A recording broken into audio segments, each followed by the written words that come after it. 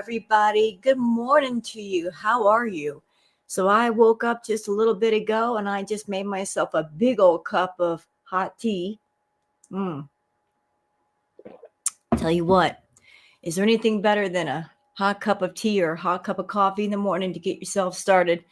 Anyway, so it's over. The 12-hour stream is over.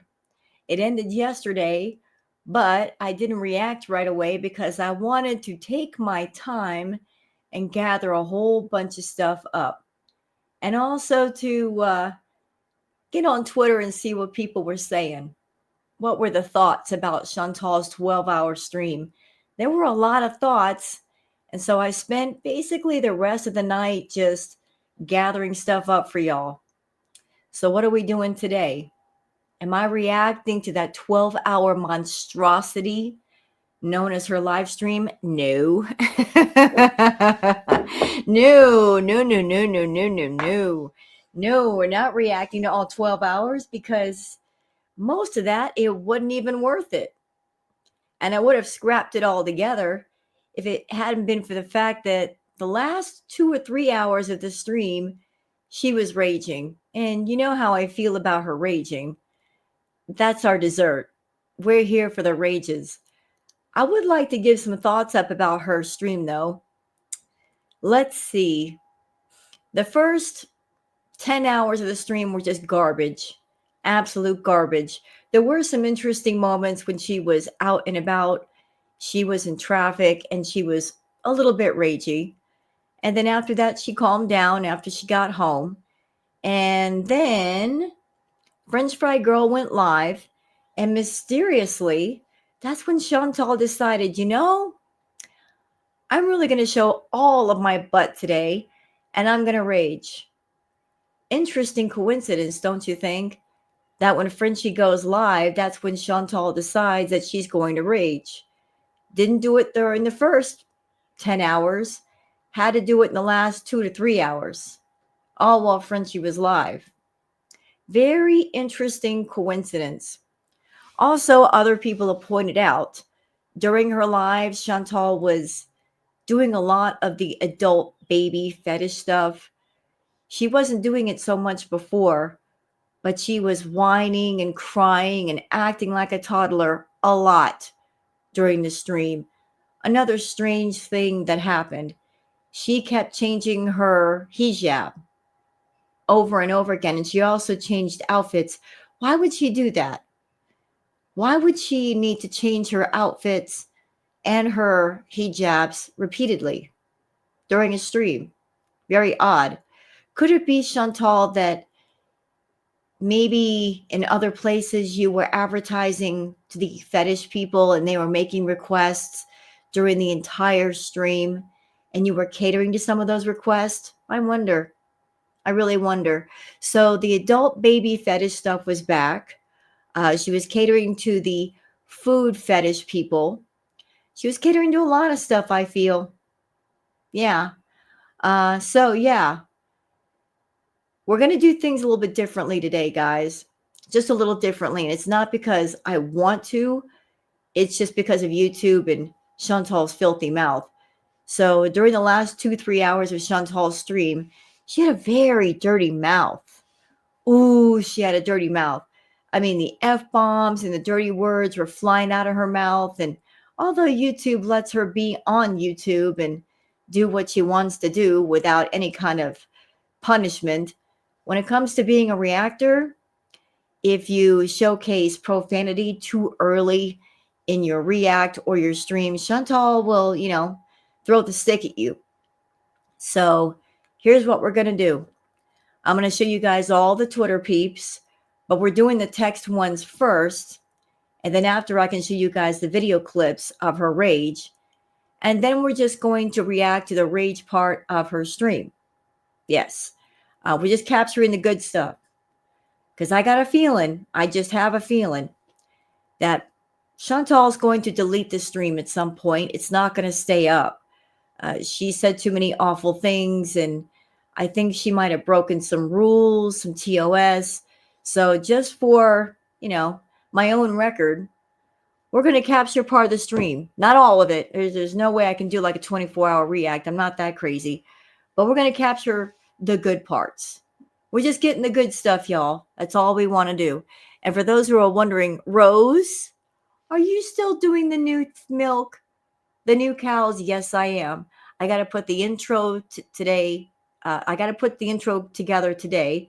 I'm having trouble downloading the music that I want for it. And then I'm going to decide on a new cow, and then we're going to get started with that. So that's not been abandoned. Just because she rages a little bit does not mean I've given up on it. No. We're going to keep on with that. We are going to keep on with that. So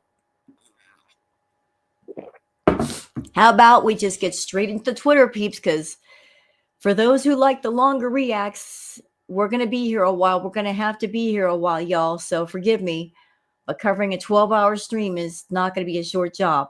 So you guys know what time it is. It is time for the Twitter peeps.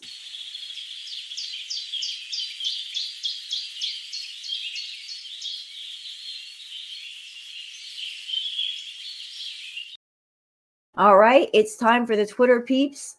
I've got them all set and ready to go. Yes, I do. Okay.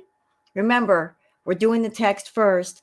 I got to save the clips from her live for after because of her dirty mouth. All right, so for those of you that are on Twitter, that you would like to follow me on Twitter, there's my handle, Wild Girl Sarah. Let's start here with a post courtesy of Wonder Mom saying, I did not watch the mess that Foodie Beauty calls content. Looks like it was Cuba rage without the alcohol. Her wanting to do nothing but lie around and eat. In Cuba, she was stopped by not having things in the room, and here it was Salah blocking her fun. Stay mad, Chantel. Enjoy the misery. You know, I think part of the rage drama was staged, and I think part of it wasn't staged. I think a lot of it was put on for Frenchie, because a lot of people have been complaining lately. Chantal, your content is boring. Chantal, it's getting harder and harder to watch you. A lot of reactors are already looking into new people, myself included, maybe even Frenchie. I'm not sure. But she's been on the brink of everybody just turning away and finding somebody new because this nonsense, this boring nonsense has gone on too long, It's like, give us something every once in a while. You can't be boring all the time. So I think part of it was staged. Yes, I do. Definitely staged. And then part of it wasn't. One thing I did notice, though, like this whole fake, phony, happy husband, happy wife act, she can only keep that up for a short burst of time. But doing this 12-hour stream really put it on display. It really gave you a glimpse into how awful she is off camera. Just how snotty and rude and obnoxious she is and how she talks to him. And it's very clear why Salah stays away a lot. Just because she's not a very nice person to be around. Okay, so Shenanigans says, I think the reason Salah doesn't leave is because Chantal is holding Kybella's screenshots and voice notes against him. He could possibly be deported or worse for that. That's why he puts up with her BS. Remember when she said about Natter, I'm not as stupid as you think? Yeah, I remember that. And for those who weren't around for that, please let me give you some context. So, during Cracket Olympics, Chantal went to Natter's place in Gatineau, and she was in the bedroom. She was wrapped in a sheet with just a bra on. He told her to take a shower. She acted like she did take a shower. She didn't. She was in his room smoking a cigarette. Natter had walked out of the room, and one of her subs in the live chat asked her the question, have you ever thought about Natter leaving you for another woman? Like, what would happen if that happened? She gave an honest answer. She said, I think about that all the time. And then she said, I've got a plan. I'm not as stupid as you guys think. Trust something about an Aries. Those were her words almost verbatim. So she already had a plan that if Natter told her, look, I don't want to see you anymore. I'm done with you. Go away. She had a plan to keep him in place. She's very devious, is Chantal, and she always gets her way. So could the reason be for Salah sticking around? She's threatening him with something. She's got something over his head. I feel that might be the case. I feel it might be. I mean, don't get me wrong. I don't feel sorry for the guy. I don't. I can't. He entered into this thing and he's been keeping it going for 3 years because he wanted money and he thought Chantal was the golden road of fortune. So he set himself up for this kind of awful life. But she's an awful person. So, hey, lesson learned, I guess. Enigma 2025 says Salah goes and gets fast food again that she said she wasn't going to eat, but there's an issue. She can't get off the couch. Y'all, this is something that the Foodies would love to see. That's why I say during this stream, she was catering to a whole lot of fetishes for people. This is adult fetish content, like her acting like I can't get off the couch. I got to roll off the couch. The Foodies would love that. The gainers, the immobilizer Foodies, they love seeing stuff like that. She was catering to them. And let's think about the content lately on her channel. What is it? She basically turned her channel into an infomercial / fetish channel content, like making sure to advertise the cameos and donate to me on PayPal. Like she's looking for a certain kind of clientele on her channel. She doesn't want a regular audience. She wants those high-paying fetish guys. But the rolling off the couch, yeah, doing that on purpose. I see you, Chantal. CLJ 1974 says the ironic and funny thing is that unless she ran ads, those 20K views mean nothing because it was a live stream. According to Pulpy, you only get paid for the super chats for lives and rewatch. So unless she got a lot of super chats, she did that for nothing. I did hear that Chantal got 600 plus in super chats, but CLJ is right that the ads don't get placed on the video until the live stream is over. So in that moment, you just get the super chats and all that. So he's right. He's absolutely right. Carolyn's mentality says she chose to do a 12-hour live stream, but go off, sis. So Chantal was complaining about doing the 12-hour live stream, although it was her idea, unless it was somebody else's idea. But Chantal's a toddler. She doesn't want to do something. You're not going to make her do it. But she was complaining about doing this stream. Chantal, you didn't have to. Nobody was forcing you. You came up with this. And then you're getting mad at the same thing. Carolyn's mentality says you may Kuwait your home, Chantal. You can leave anytime you want. But that's right. You hate everywhere you are at. Do you understand why that is dumb? Yeah, it's stupid. If she's not happy in Kuwait, she go home to Canada. Just pack your bags and go. I think the main reason why she won't leave Kuwait, other than the fact she doesn't have a home in Canada, is Chantal, and this might be related to her abandonment issues, and she's spoken on that. She has said, I have abandonment issues, but she just won't let go of men. She won't let go of men even when it makes sense to let go. She's determined to hang on to Salah for whatever reason. He doesn't want her. He doesn't desire her. They have nothing in common. Why hang on? It's a control thing. She likes the fact that she can control him. And she doesn't want the men in her life to walk away from her. She wants to be able to say, I walked away from them, although it's usually the other way around. Wonder Mom says, is Kuwait not her home? Does she not love to tell how much better it is than Canada? It's not the viewer's fault her life sucks. Her hubby wants her to make money. Her big butt is struggling to stay alive. Of course he wants her to make money because she's supporting the both of them. He's reliant on her to pay for things. So of course he wants her to make money. Also, and I could be wrong about this, and it's okay if I am. I've just got a feeling, okay? I've got a feeling that maybe Salah is getting fed up. Maybe a long time ago, about 3 years ago, Chantel made a bunch of promises to him and showed her old pay receipts about how much she used to make during Crackhead Olympics. I made $20,000, $30,000 a month. And ever since she moved to Kuwait, the money's been dropping. It's been dropping a lot.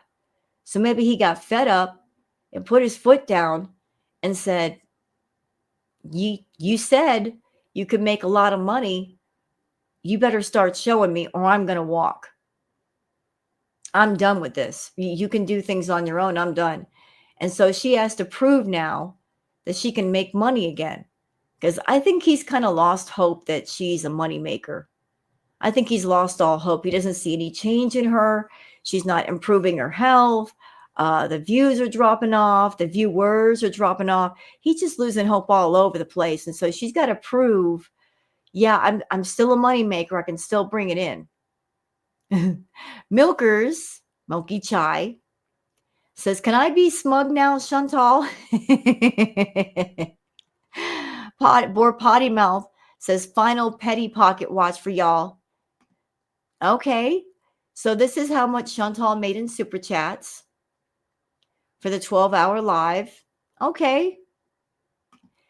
And then there's how much Milky Chai made. And yeah. Yeah, Chantal. Yeah.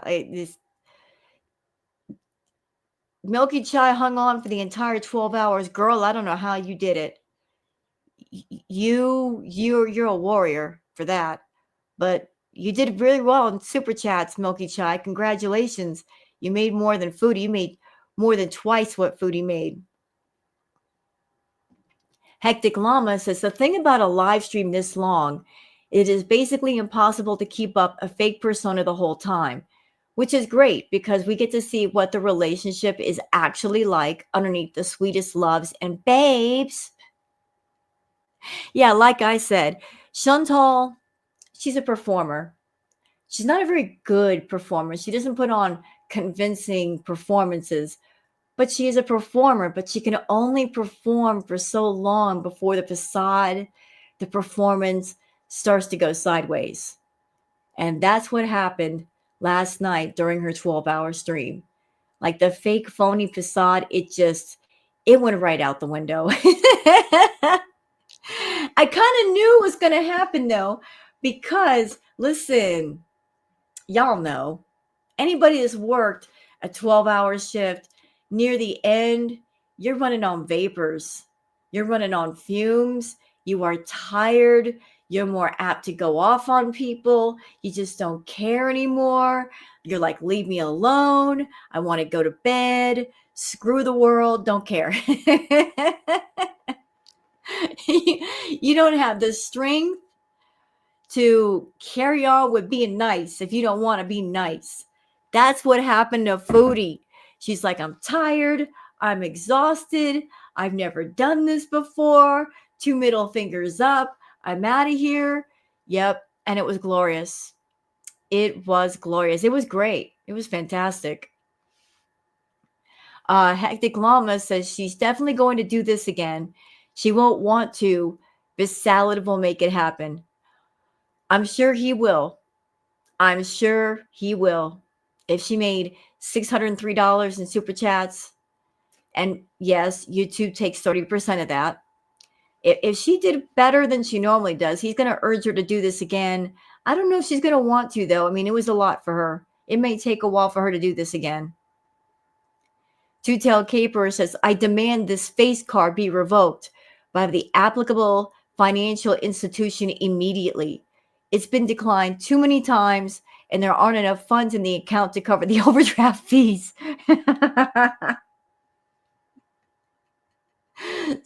Oh my goodness. Oh my. Oh, Loretta H says, so Foodie Beauty, you can do pretty much everything else that is considered haram without batting an eye, but Pippi Longstockings, aka fake husband, can't even kiss your cheek publicly because it is frowned upon. Are you for real? Sure, Jan. He is repulsed by you and hides behind a religion. So, what are the things that are considered haram in the Muslim culture? Okay, adultery and fornication, murder and violence, lying, theft, and dishonesty, gossiping and slandering, gambling, ignoring your parents, oppression, and injustice. When it comes to food and drink, pork and its derivatives, alcohol, animals not slaughtered properly. Also, gluttony is considered haram.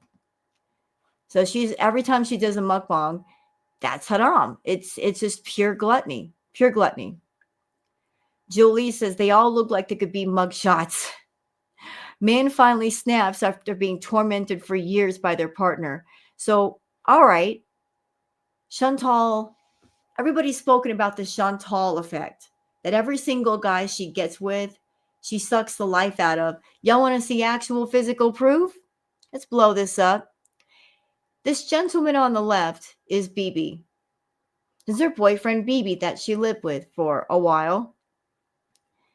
This is when she first started her channel. Look at his eyes. And was nothing there. Over here on the right, this is Pete's. And they've known each other since high school, dated, was in a relationship, actually engaged. Look at his eyes. In the middle is Salah. Notice that even though they are all three different men from three different places, they all look the same after being around Chantal. Like I'm telling you, she sucks the life out of people big time. Burgundy Rose Bunny says, I said it in Milky's lie. Parts of it felt staged. I couldn't shake that feeling, and those side-eye looks she threw at Salad. Next minute, cage rage. Well, I was kind of watching the live stream, the parts where she got mad, and if he was making her really, really angry, she might have been cutting eyes at him because she wanted to say something but couldn't. So she was giving him the icy stares like, you do realize when the stream is over, you're going to get it. Like she was holding a lot of stuff in and she was eating that anger by the pound. So I do agree. Parts of it did feel staged, but I think some real stuff was said that made her angry. Burgundy Rose Bunny says, I can't stop thinking parts of that live were predetermined, then went right off script. Right. Right. So I think it was parts of it were staged, like, let's get it going. Maybe they didn't have a plan about how are we going to get it going? And then everything went sideways. All right. Palette cleanser from Serenity Sam. Sweet baby. He knows he's safe in love. So this fox came to the house, wasn't feeling well, and then it ended up sticking around. Became almost like a family pet without actually being inside. Look. Can you imagine having a fox for a pet? A fox is almost like a dog and a cat together. They're so cute. Cassie Cynical says big dogs being goofy. You know, a lot of big dogs, they don't realize that they're big dogs. They still think they're puppies. Look. They're not aware of their size and weight. And they have the ability to tear things up. They're just big goofy puppies.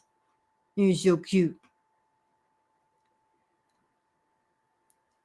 All right, we're going to move on from these because these are video clips and she's got a nasty mouth. Donna says, never forget when Natter tried to get her to go on a walk and she had a full-on meltdown and came on the internet and aired everything out, only to walk it all back later, just because she didn't want to go on a walk. I remember that. I remember having temper tantrums because Natter wanted her to walk. And that was when she was weighing 150, 200 pounds less. Can you imagine how she'd feel now and react now? She was putting up such a fight to go on a walk with Natter, and she adores Natter, even to this day. Salah, not so much. Imagine how much he has to struggle to get her to walk a few steps. And the temper tantrums she does because she doesn't want to. Linda says she's copying Locale Universe. Everything she does anymore is a copy of them. She must be obsessed with watching, but she needs to realize she is not a show like that. She live streams her boring life. There is no entertainment, but she sees they make money doing these things. I don't watch Locale Live, but the thing with Locale Live is it's not just one person. It's several people. You know, like there's different voices, different faces, different people doing things. When they did the fat camp, there were all kinds of people there. So there was definitely something interesting to look at. It wasn't just one person doing all the work, all the focus being on them.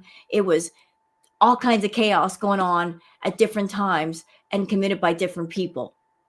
So if she's trying to copy the Locale Live thing, she can't. She needs more people to do that. And she only has herself, and she's not that interesting to watch. Reality Check says, Chantal, I never go in anyone's chat and tell them how to live. Me, yes, you do. Chantal, not anymore. I swear, it's like she can hear me.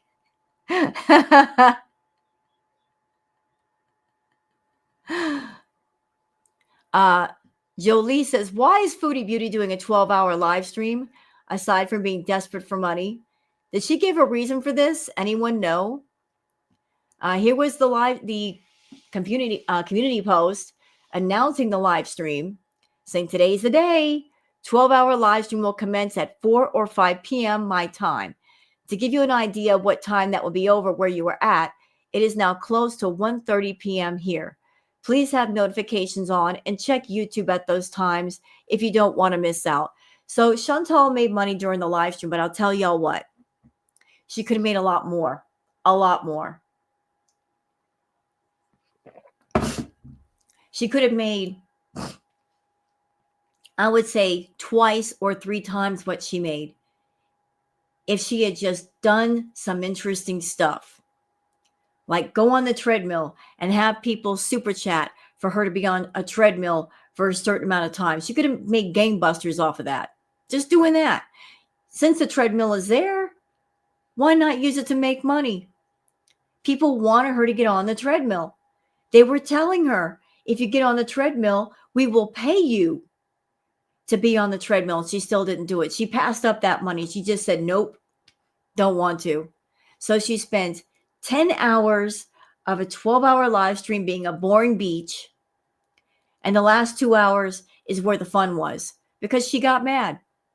She didn't want to do anything. She didn't want to move off that doggone couch. So Chantal, you were doing the 12-hour stream because you're like, it's the last day of the month. I have got to go big. I have got to do the most. But you didn't do the most. You were basically just happy to lay on the couch and seal and eat your food. You didn't want to move. You were counting on that Google AdSense money. Stupid. You weren't going to get that much. If the live stream is boring, you're not going to get the rewatch. You're not going to get the ad money for the rewatch. But you go ahead and do what you want to do. Lilu, ticked off Ginger Witch, says she always goes on to, so what if he leaves? She does this all the time. So if he dumps me, oh well, if he cheats again, I'll be fine. I'll survive and move on. No person in love just dismisses their partner like that. This is how I've always known is fake. Enigma 2025 says she just told Salah to leave if he's not happy with her, that he doesn't have to stay if he's not happy. They're not getting along, and he should make her stay when she leaves to go home, her next visa run, and not let her return. Cut your losses and run. I think he's waiting on Chantel to go home, and either she doesn't want to or she can't. I honestly, I flip a coin. Either side could be right, either side could be wrong. Either she doesn't want to go home because of the taxes, or the fact that she doesn't have money for a house, or she just likes controlling Salah and she knows she can't do it from across the ocean. So is it a control thing, Chantal? Is it a I have no home in Canada, Chantal, and that's why you're not going? You need some money to set up housekeeping? I mean, I've heard around the grapevine that Pete's is having money issues, so you can't move in with him. So if you go back home, what are you going to do? What are you going to do? Lilu says, Beach, you never feel well and you never want to do anything unless it involves a feeding or coffee. That's why people give you crap. At least he's trying to get you to move, but it's always, I don't wanna, I'm tired, or the popular, I don't feel well. He got you food, so move. You know what? I'm hoping that Salah, the last night was a wake-up call for him. Like being around her that long. That was a wake-up call for him. Like, I hope that was a rude awakening. Like, this is what you got yourself involved with, Salah. And she is determined to almost be bedbound. She doesn't want to move. She's eating a bunch of fast food. What do you think is going to happen to her? She's going to end up bedbound, and then what? She might expect you, Salah, to act as her 24-hour on-call nurse, although you, sir, you don't have any medical training to be a proper nurse. So there's only going to be so much that you can do. And if her health declines, if, say, she gets a skin infection or bed sores or anything, skin rashes, yeasty infections on her skin, how are you going to deal with that? You won't know how. This should be very eye-opening for you, Salah, what you've gotten yourself into and how bad it really is. And do you want to stick around for the finale? You decide, sir. You decide. Acadia Strong. This is a blast from the past. This is, look, it's vintage Foodie. This is like when she was still with BB. Acadia Strong says, Salah better watch out.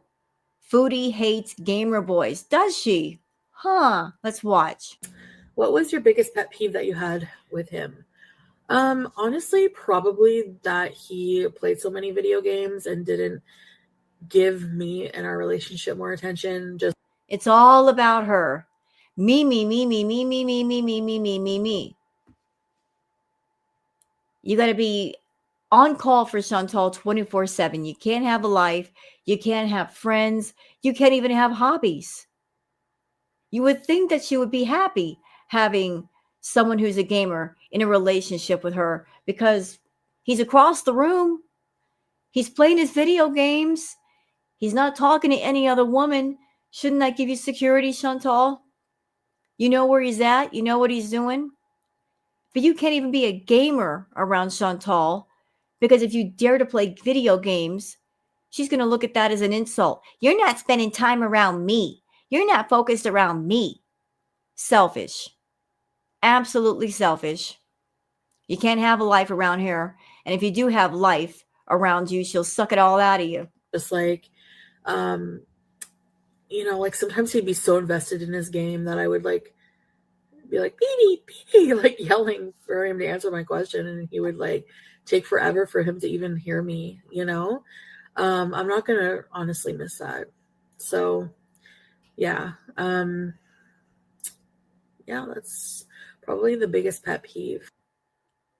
So it's all got to be about you. It's all got to be about you. You are a selfish, hateful woman. You only think about yourself and no one but yourself. And the crazy thing is, you don't even care about yourself. You just care to destroy yourself, your health, your mental health, your emotional health. You're all about destruction on a personal level. And then it bleeds over into other people. Selfish woman. You know, I heard a story once. I read it that BB, her ex-boyfriend, the poor man, he was just trying to iron a shirt for work. And Chantal threw a temper tantrum because he wasn't paying attention to her. Imagine that. You're a hardworking man. You're making the money. You're paying the bills. You're paying the rent. And you're focused on ironing a shirt for work so you look proper.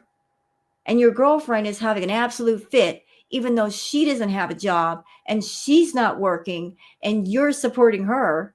She's going to throw a temper tantrum because you're just trying to iron a shirt and she's having a fit. Yeah, that's what BB lived with, and that's what he escaped from. That is what he escaped from. And I'm sure if he could see her now, he would look back and go, man, that was a smart move. I dodged a big bullet. I got out when the getting was good. So another weird thing that happened last night, Pete's popped up in her stream. Very strange. He never does that. But he popped up in her stream. But we'll get to that later because, again, her dirty mouth. All right, moving on. Acadia Strong says, odd that she'd always feel unwell when she's asked to do stuff. She'd rather be sealing her life away instead of moving more. I'll tell you what, there was a moment during the stream where she was begging for a burger. She wanted a burger. And the moment that he brought that burger in, boy, she moved with a quickness. She wanted that burger, but anything else, oh, I'm unwell. I'm sick. Nah, nah, nah. Yeah.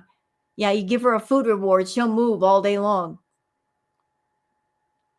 Bob La Blah.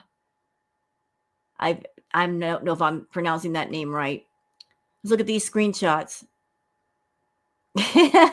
Chantal was going off on somebody. Who are they even talking about? I don't even know. This person sent a super chat saying, yes, Salah, defend your cash cow. Don't worry. A big titty Canadian queen will be available after Foodie is gone. Who are they talking about? Oh, another interesting thing, subbies. So, Salah was flirting with somebody yesterday. A person named Sarah or Sarah. Flirting with a beezer. Here he got in trouble once, flirting with a beezer and doing them private texts. And he's doing it again. Flirting with a beezer, and she was flirting with him, and Chantal didn't say anything. She didn't get into his case. Yeah, he did that. He did it.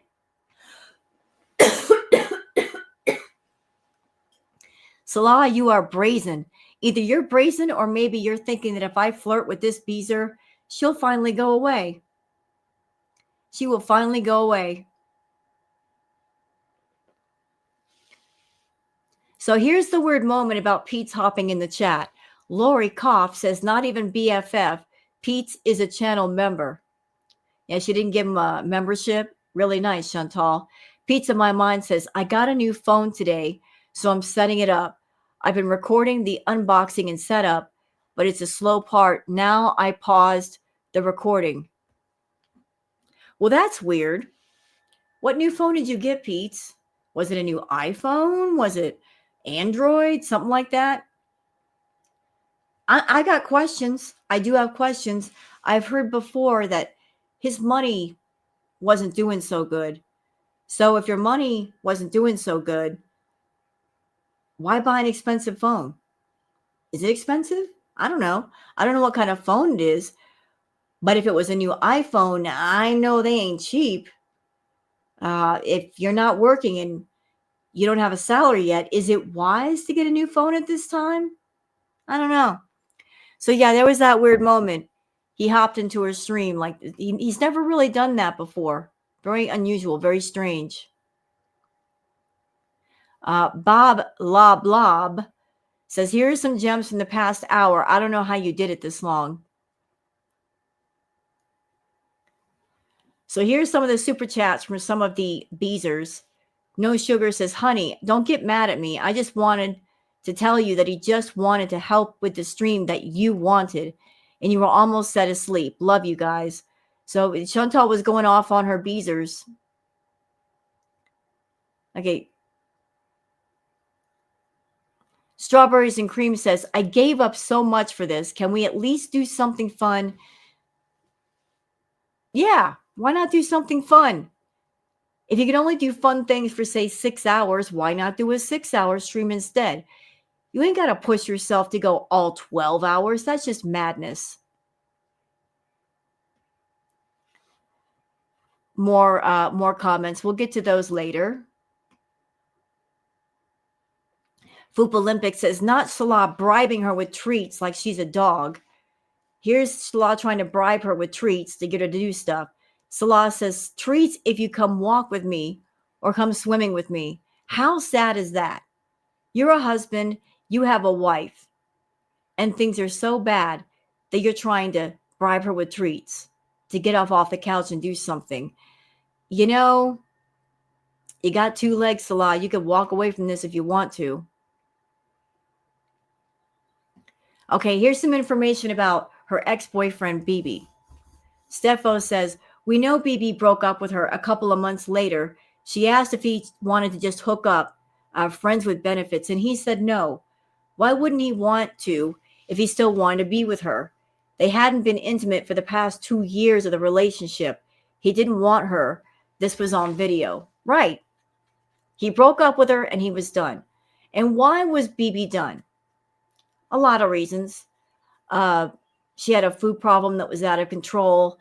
She was hiding pizza boxes in the closet, which led to a roach infestation. She was lying to him and she cheated on him.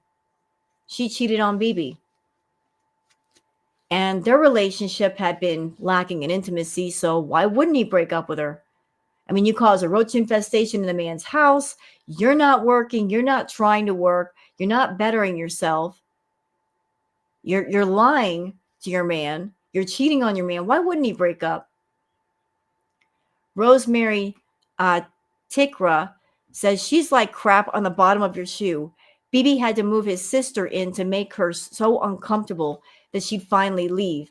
That wasn't really her ending the relationship. She's a clingy stalker. She'll never leave unless she's forced. You know, Rosemary, you bringing that up, I'm thinking of something. Isn't it funny that BB, in order to get rid of Chantal for good, he had to move in his sister? Let's also think about the situation with Nads. In order for Nads to get rid of Chantal, he had to bring Didi over and keep her over for an extended period of time. Otherwise, Chantal would have been over there every day. So it seems like there's a pattern here. Chantal is such an extreme obsessive clinger that doesn't accept the word no or goodbye, that men actually have to go to the extreme to get rid of her. They got to move somebody else in the house. It looks like it's happened twice already, Foodie. Like BB had to do it to you. Nads had to do it to you. Does Salah have to do it to you for you to go home? Kind of feels like it. Lilu, Ginger Witch, says he absolutely, talking about BB, did break up with you. The only one who rewrites history is you. Like how you said you dumped Nads as soon as he was with Didi. Okay, miss, I hate freaking Didi. And you stole my man. Ma'am, it's all on video from you. Nads got rid of her. She didn't get rid of him. She offered him $2,000 to continue the drama, and he said no. Can you imagine? Nads loves money. He loves it. And she had it, and she was offering him $2K. Just keep the drama going. That's all you got to do. And he turned that down. He turned it down. Why do you think he would turn down that amount of money? Because she's just too much. Chantal's way too much. Brenda Nipper says, share this one. It got her really mad. Artsy Fartsy says, salad keeps you for the knob slobs, but he's never even seen the bean. Is Canada really worth this, Salah? Ooh, I bet that got her really mad. I bet that got her really, really angry. What else we got here? Enigma 2025 says if she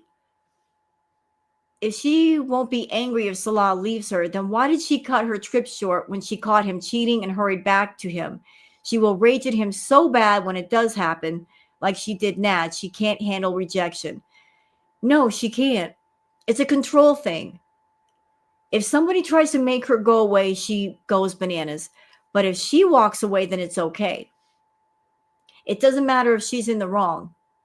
And she's the reason why these men want to walk away. She wants to be able to say, as a narcissist, I ended it.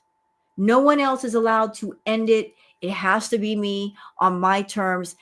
But she doesn't let go until after that man is absolutely drained dry of everything. When he's got nothing left to give and he's basically a walking zombie, that's when she lets go, not a moment before.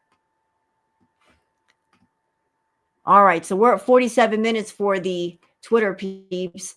Let's go back and get those video clips. Here we go. Y'all want to see some rage? You wanted some rage cupcakes? Let's get it. All right, courtesy of Enigma 2025. Let's watch this.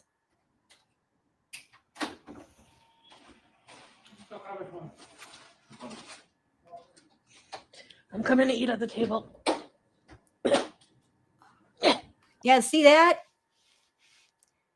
Miss, I don't feel good. I don't feel well. He brings back a burger and she's like, let me get off the couch. I don't care if I have to roll myself off the couch. Let's do it.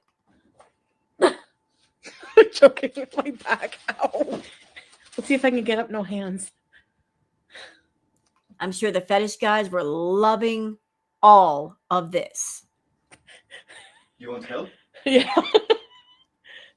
You know what? I think she can do more than what she lets on. She just likes to act helpless like a toddler because she wants contact with him. She wants him to touch her. So she acts helpless. Help me, help me, help me. I don't know what to do. I can't get up. I can't stand up. I can't sit up. It forces him to touch her. And she knows he don't want to. It's kind of gross when you think about it. She's forcing physical contact. He doesn't want to touch her.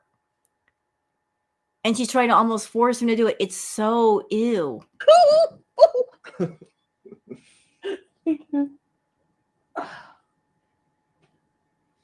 How pathetic. Wasn't it not too long ago she was jumping on the doggone couch? She was, wasn't she? She was jumping on that couch. So we went from jumping on the couch to I can't get up. Lies. Lies everywhere. Lies all day. All right, this one's courtesy of Kristen. This live stream is going well. Well, no sugar. I didn't feel like going. So that's it. Talking about going to the pool. He wanted to go to the pool. She didn't want to go. I don't know why anyone had to get mad. I just fucking said I don't want to go. Told you. I told you she got that dirty mouth. That's why I can't play the clips first. Dirty mouth everywhere. Dirty mouth all day. Go. Like, people are bugging me to go and go and go. I don't feel well. Exactly. Like, what do you... You never feel well. When do we ever hear you say, I feel good today? I feel really good. I'm full of energy. Let's get some stuff done. Let's be productive. When is the last time we've heard her say that? Probably never. Anymore, it's like, I don't feel good. I'm sick. Nye, nye, nye, nye, nye, nye, nye. That's all we hear from this one. That's why a lot of reactors are tired of you, Chantal. We're tired. We're tired of you being tired. We're tired of you being sick. We're tired of you giving excuses. You want to be boring on your channel? Knock yourself out. Have a good time. Do what you want to do. It's your life. It's your content. You're making that choice. Have fun. But we're channels. We are reactors. We want to entertain our audiences. This is not entertainment. This sucks. Point blank, period. Point blank, period. People want to keep up with this story. And that's why they watch the reactors. They want to see, is there an ending to this story? And if so, what is the ending? What is it going to be? Is she going back to Canada? Is she staying in Kuwait? But in the meantime, this is boring. This is boring.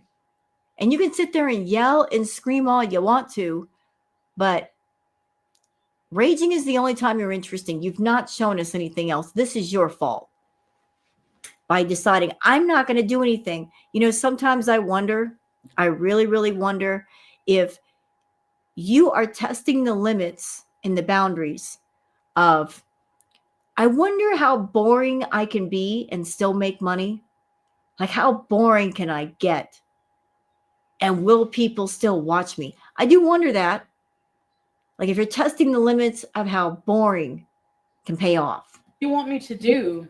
I don't feel well. Like, I don't feel like going out downstairs. Like, I'm tired of people not caring. You know, like, I'm not. You're not me. You don't know how I feel right now. Yeah, Storm, right. Yes, no sugar. If you don't like it, why are you gonna, like, I don't get what your problem is, you know? And you too, I'm not creative. You're fucking negative for nothing. She was going off on her chat and she was blocking people. Genius move, Chantal. Real subs that are talking to you, that can give you super chats and buy the memberships. People that are not bot subs, and bot subs can't buy memberships. They can't. They can't give super chats either. You are blocking the real people that can do more. And then you got to turn around and buy subs, idiot. Why are you here?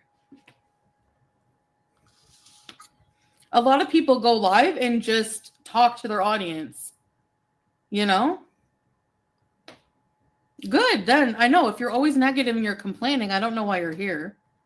Honestly, I don't know how any of our beezers are there. I mean, what's got to happen? What does she have to do or not do that they finally just give up the ghost and say, I'm done here. I'll go watch through a reactor, or I'll just stop watching altogether. What's got to happen, I wonder? What's the breaking point? What is the thing that needs to occur? Well, I don't know why. You always have something negative to say. You just... Why do people have something always negative to say?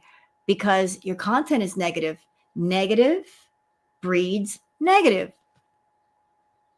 Don't expect praise for doing nothing and making money for it. Nobody will give it to you. just always want to start stuff. So...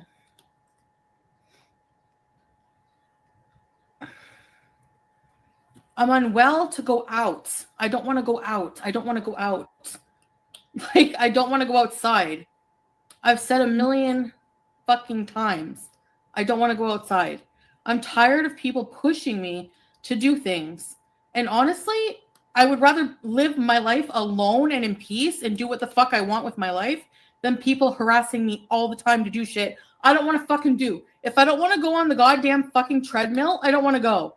Told you she was raging. And you know what? This little rant of hers, I don't think she's talking so much about her subs telling her what to do and forcing her to do things. I think some of this might have been for Salah. She's talking to her subs, but she has to know that Salah is going to see this and hear this. I think some of this was for him. Like, he's trying to get her to do things, go out, go to the pool, get on the treadmill. This is her going off mainly on him. It's mainly for him. Okay? Like, if I want to be fat and die in 5 years, that's my fucking problem. That's my decision. Okay. Jesus. Seriously.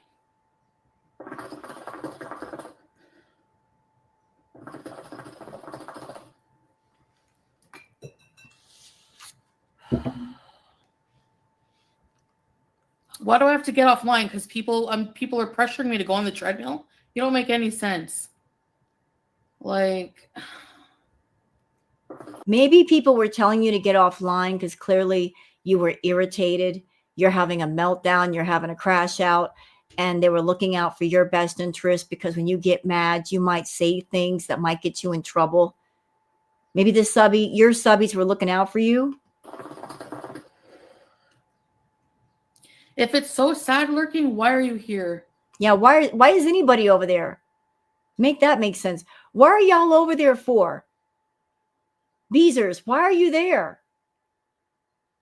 I mean, the mask is off. What are you waiting for?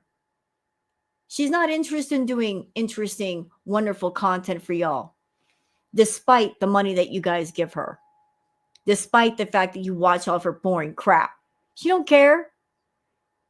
Her attitude is, y'all are just supposed to show up and watch her streams so she gets the Google AdSense money, and you're supposed to send money through PayPal or a super chat or buy a membership, and she's not supposed to do a doggone thing except show her face. And even then, sometimes she doesn't show her face, and she still expects you to give. It's my life. I have a right to live it how I want. I don't want to go on the freaking treadmill. Okay, don't. Do it. Although you did miss a money opportunity. You could have gotten on the treadmill last night and made money doing the treadmill. Could have made quite a bit doing that. I find it dreadful, and I would rather die early than do it. Okay. All right. Are you happy? Just leave me alone with it. God damn.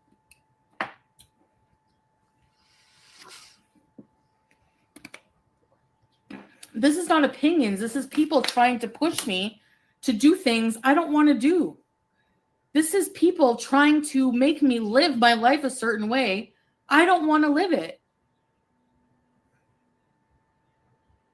She's basically saying to all of you subbies over there in Beezerland, I just want to be super, super morbidly obese and unhealthy. I have no interest in health. So from this point forward, if she comes online again and she says, I'm going on a health journey, I have to change things, don't believe her. She's telling you. She wants to be super, super morbidly obese. She wants to continue to get more and more unhealthy to the point where she's nearly bedbound right now. And that's the way things are going to be. That's just how they are. So what do you think?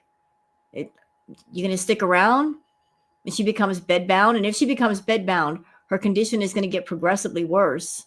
You going to stick around for that? You really want to?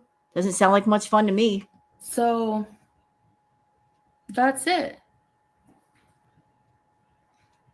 It doesn't matter, no sugar, if he had good intentions.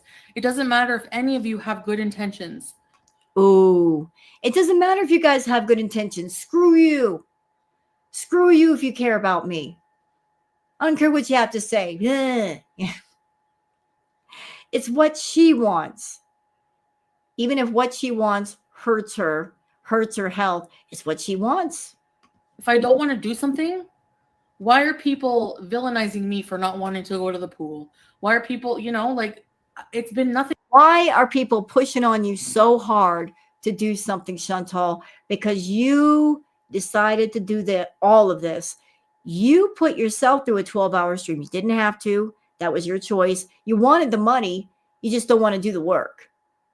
You could have made a 12-hour stream entertaining all the way through versus screwing off for the first 10 hours.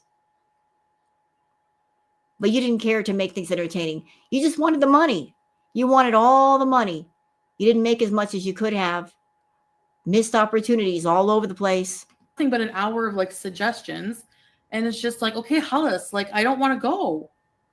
Why make me feel bad about it? It's my life, my body.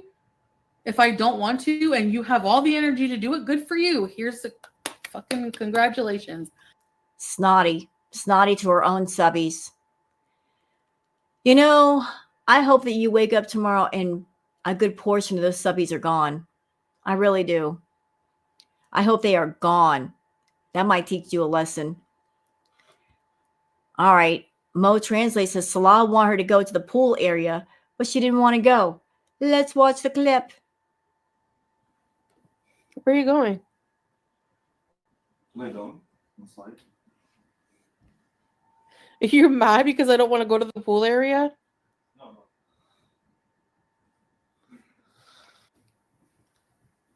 Oh. And Chantal, I just want to point this out to you. You try to paint this picture to all of us that you love your husband so much. He loves you so much. And yet you're on a live stream in front of people being absolutely disrespectful to your husband. Doesn't that go against the picture that you're trying to paint in front of people? Doesn't it go against it? It really does. Like you're just being a rude, snotty biatch to him. Nah.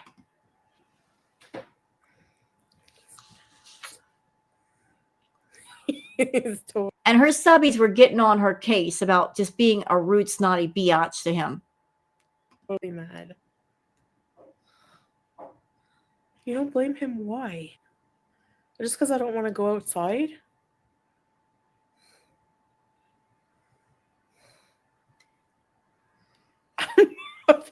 No Sugar says, but you wanted a 12-hour stream. Yes, she did. Mean. I don't feel like going outside. What does it matter?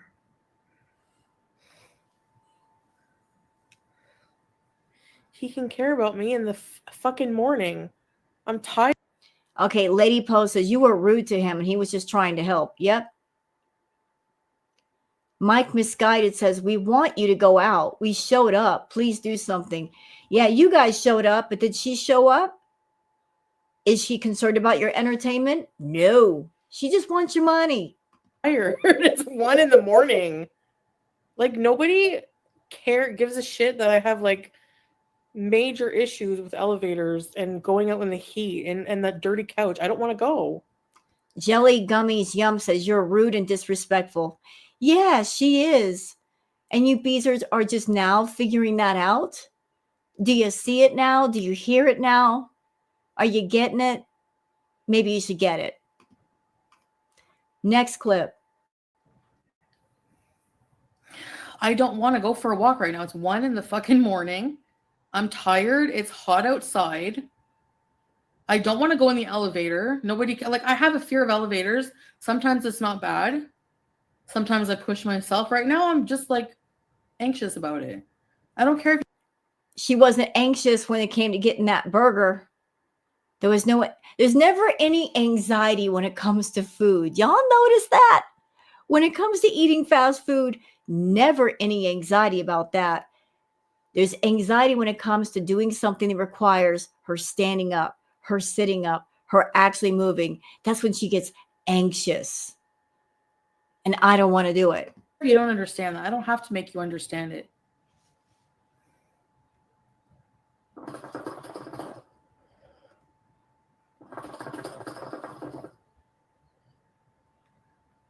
Yeah.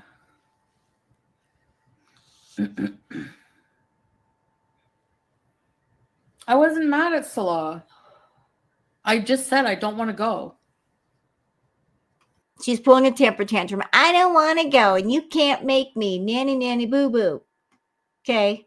All right. Next video clip. What we got here? We're scrolling. We are scrolling. Oh! Do poo. I can't pronounce that name. Do boo poo. Says the woman that wanted to trap the meth head Nads with a baby. Remember that? I do. So she also did some rude, ugly impressions of people. She's going off on someone. I don't know who she's going off on. Let's watch. I wouldn't be having 3 kids with anyone hitting the crystal pistol, man. That's for darn sure. Gotta get rid of my mole. You know, I'm going to say this, and this may sound a bit rude. I am glad that Chantal cannot have children. Why? Because parenting is a big job. Any parent will tell you that. Whether you're a single mother, a single father, a set of parents, parenting is the most important thing you will do in your life if you're a parent. Like, just everything you are, you give to your child.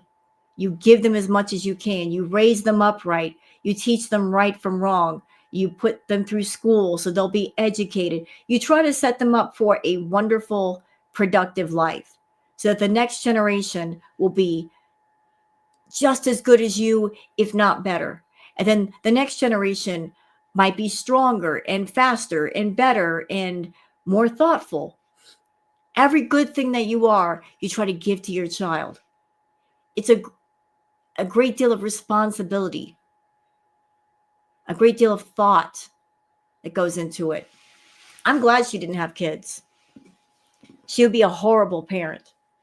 I mean, if she neglects her pets, can you imagine what she'd do to a human child? Human children are much more intense. Can anybody imagine this hot-tempered, immature woman being a parent? Like the first time if her child had a toothache, because children have toothaches, so they go through teething. Can you imagine? She would drop the child off at grandma's house and leave him or there for weeks. She would abandon her child. Or if she had the child, she would be that parent that she would constantly be punishing the child or get jealous of the child getting more attention than her. So, given her temperament, given the way she lives and the way she is, she would not be a good parent. But I'm absolutely certain, 1,000%, that if she's even talked about this, she even said that she wishes she could baby trap a man. That if she could baby trap Natter or somebody else, she'd do it. She would want a baby just for that purpose, but she would not be a good parent once that child arrives. Never, nope, not happening. Future Becky Al Rafay says, saying this as if you didn't have your Canadian knockers on only hands is crazy work. Let's watch. And trust me, he doesn't want a big-titted whore from Canada, okay? Really? What about the Red Room picture? He was with a lady then. He was talking to Kai Bella. You've caught him more than once looking at pictures on his phone of attractive ladies. How do you know what your husband wants? He's hardly ever around you. I know one thing, he doesn't want you. I mean, I'm sure that if he wanted you, you'd be down for anything, anytime, and he ain't touching you, so that says a lot. Whatever you are, he doesn't like it. He's not attracted to it. Or you guys be getting busy in the bedroom and you're not. So you ain't the one, Chantal. Not for that. Okay? He's got big tits here. I have my... Ma'am, he don't want yours. Like, he's happy with me. No, he's not. He looks miserable. If he was happy with you, why does he look so miserable? Why does he look so dead inside? If you were the one, if you were his everything, why isn't he glowing? You know, when you're in love, you got that glow. He doesn't have that glow. And matter of fact, neither do you. You don't glow when you're around him. You look annoyed. Next. Kristen says she's losing it. I don't think her brain can handle being awake for 12 consecutive hours. So she drank out of the pickle jar. And he's like, what are you doing? That's gross. And she forgot that he was in the room, I guess. Let's watch. Sub-Zero. Yeah. What you drinking the water of the pickles? What? Who would do that? Busted. You got to be kidding me.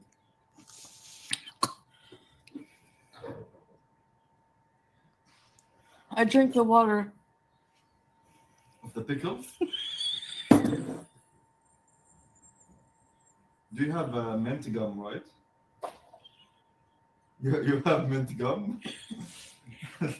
You know what? I can't say for sure, but I think the 12 hours that he spent with Chantal, it was eye-opening for him in a lot of ways. I don't know if that will change things. I don't know how he'll interact with her after this, but I think he got to see more of her behavior and maybe put some things together, and that might make a difference. Oh my God. Why is this so funny? Why is she laughing like that?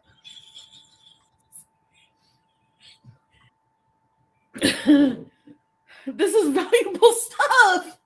People drink this. It's not just me. Nobody drink it. Only you. Only you. If you drink pickle juice, put a 1 in the chat. And she's looking for support. I can't be the only person who drinks pickle juice. Show Salah I'm not the only one. Trying to validate her behavior. Okay, this one from Enigma 2025. She just told Salah to leave. He's not happy with her. Let's listen. Oh my god. Oh well, he doesn't have to stay with me if he's not happy. 100%.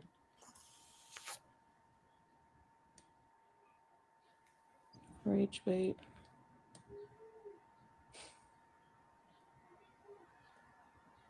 Why is that crazy? It's true. Like, I don't know. If I'm not making someone happy, then just don't be with me then. You say that so blasé, Chantal. It's so blasé. If you don't like it, he can leave.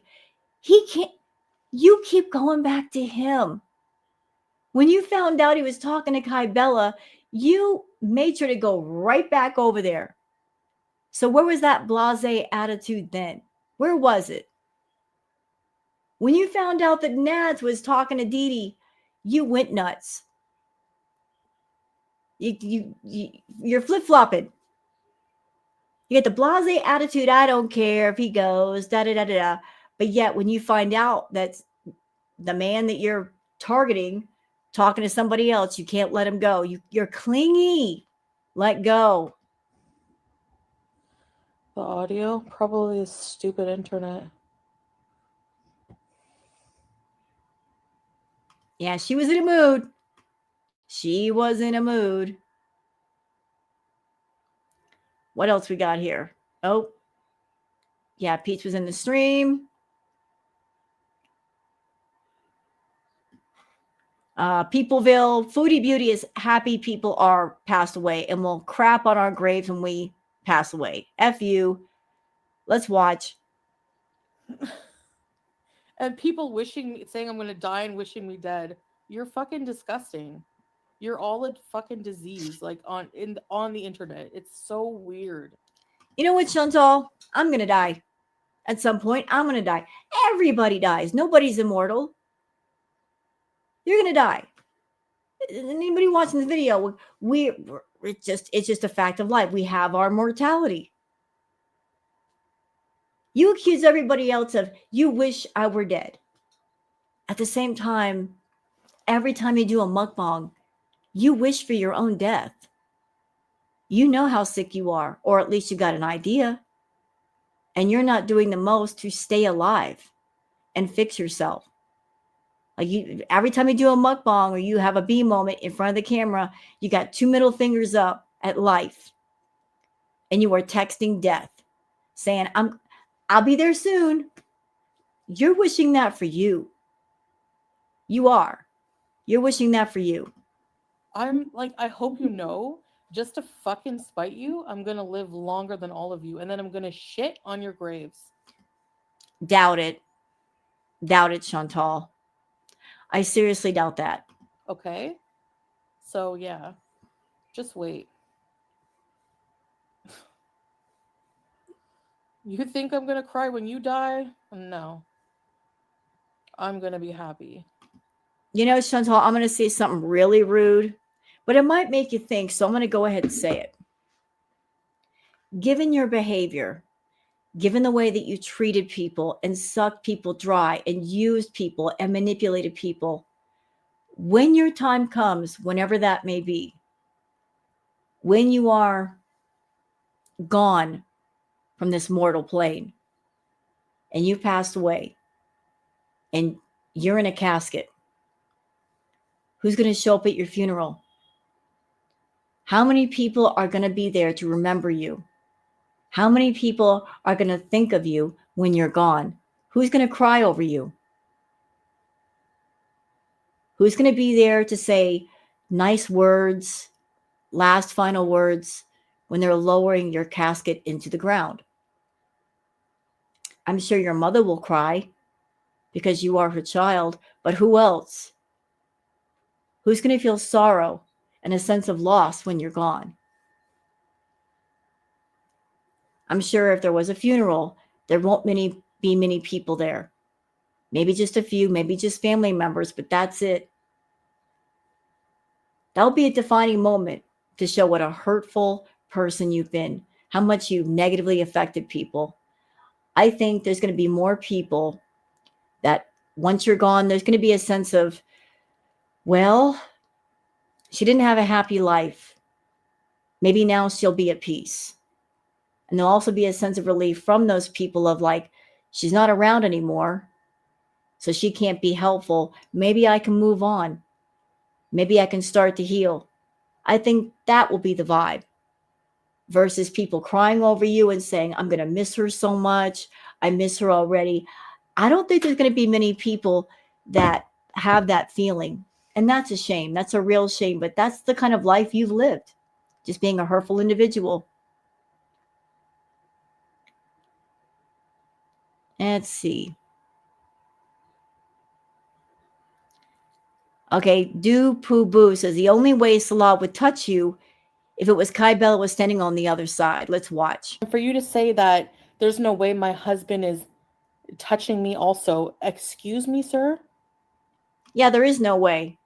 And Chantel, before you come over here or anywhere screaming about fat phobia, fat shaming, there are lots of big, beautiful women in the world. Yes, ma'am. I've seen them. I've met them. I've talked to them.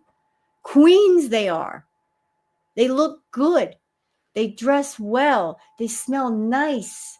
They carry themselves with pride. You don't. You don't. There's no way that Salah can be touching you if you're over there wearing dirty clothes for days at a time and you don't shower and you don't brush your teeth. That's just nasty. Straight up, your hygiene is horrible. That's just nasty. Nobody likes anybody of any size of bad hygiene. That is just so off-putting.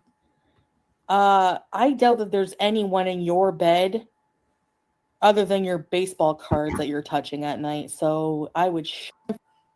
Yeah, okay. And you're on the phone with Nads late at night talking to him and sending him money because he's the only one that will give you attention. Tell me I'm wrong. Next. Okay. Where are we with the tweets? We're like an hour and 18 minutes.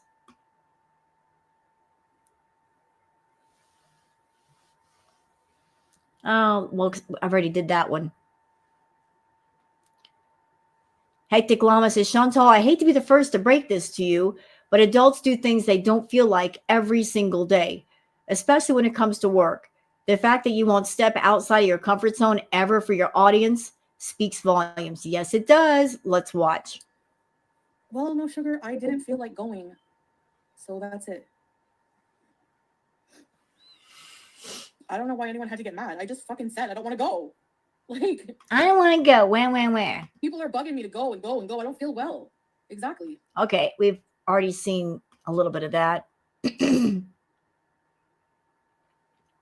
Okay, let's go on to the text tweets for a minute. This has to do with BB. Carla says, and even then, like, yes, Chantal, and even then you were lying. BB kicked you out. True. Facts, he did. Why did he do that? Because she wasn't working, roach infestation, and she cheated.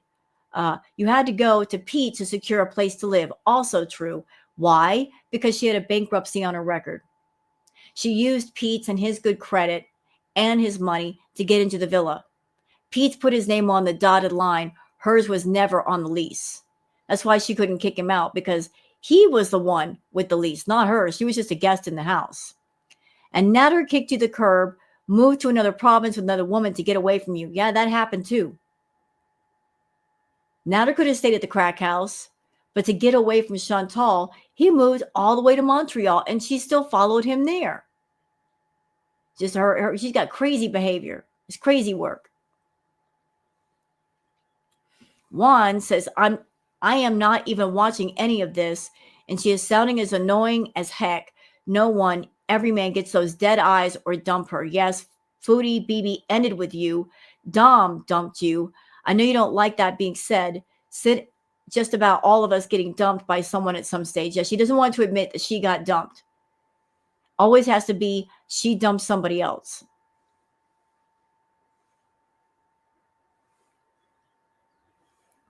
All right, there's a lot of tweets here. I can keep on with this, but I want to get on to the actual live stream. So so now let's get into the live stream.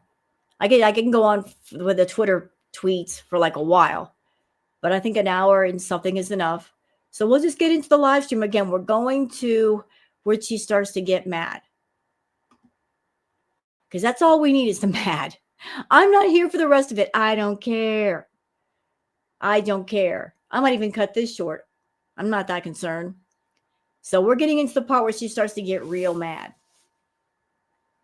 Y'all ready? We're here for our dessert. We deserve our dessert, don't we? That's what I'm here for.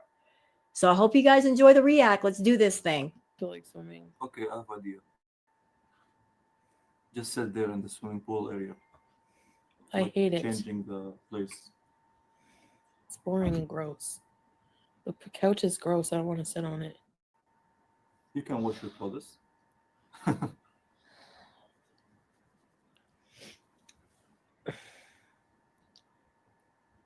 It's hot. Why would I want to go there? Not anymore because now it's 1 a.m. He probably thought that it's 1 a.m. No one else will be down there. If she's going to go swimming, she'd probably be the most comfortable if she went at a time when no one else will be around. And that way she could swim by herself and not have to worry about any unwanted visitors.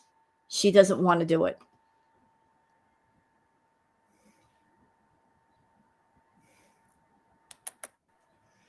For a few minutes. No.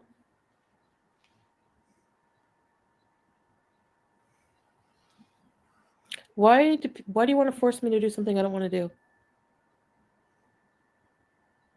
I'm serious. I'm asking why. Encouraging you. But I said no like 1,000 times. You know, if you're in a situation where you are in a relationship and things are starting to get ugly and you got a live stream going, the smartest thing to do would be to take a break or cut off the camera or mute the camera. Doing this publicly is not a good look. This is not what you want to do. You don't want to spotlight your relationship ugly in front of people. You know, private things should stay between a couple, correct? You know, if you're starting to have an argument, you respect your mate and say, let me just mute the camera and we can have some words. You don't do this in front of people. It's after midnight. I don't know. I don't feel good.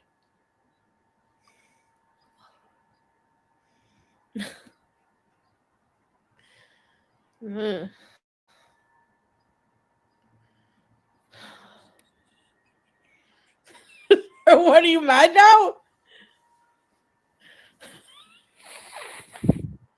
Babe. You know, if Salah really wanted to end this thing, if he wanted to cut ties with her, this would have been the perfect opportunity. He could have gone all the way off on her and just like lost his mind, like let go in front of people and just say like, you never want to do anything. You never want to go anywhere. You don't care about your health. I'm trying so hard. You don't care. You're determined to be sick and get bedbound and I can't deal with it and I'm done. It would have been just that easy. Missed opportunity for him. You want this to be over with Foodie, Salah? Snap.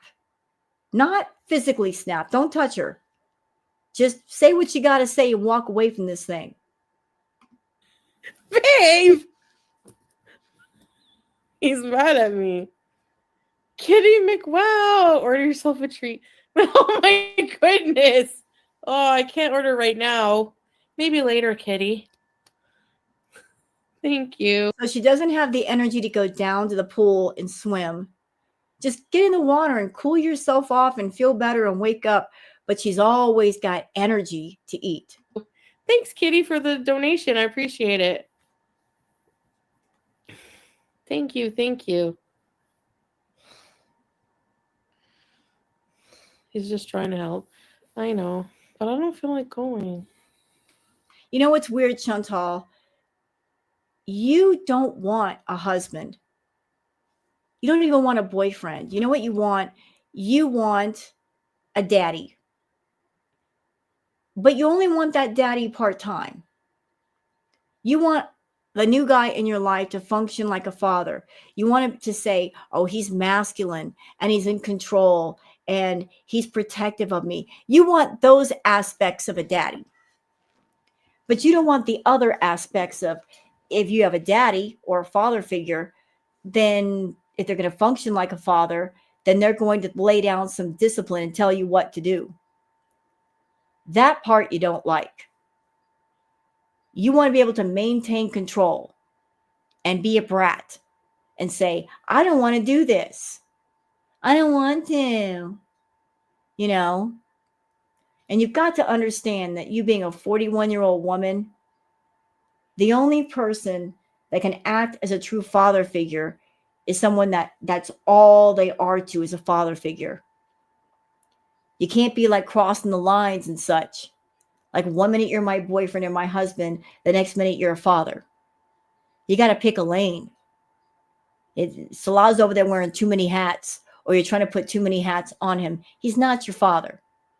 Your father is your father, but he's not your father. And you're a brat.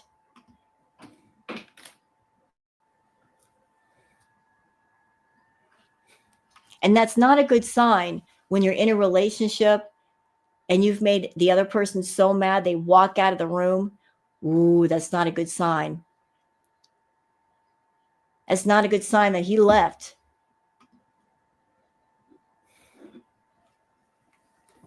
Where are you going? Lay down inside. Are you mad because I don't want to go to the pool area? No.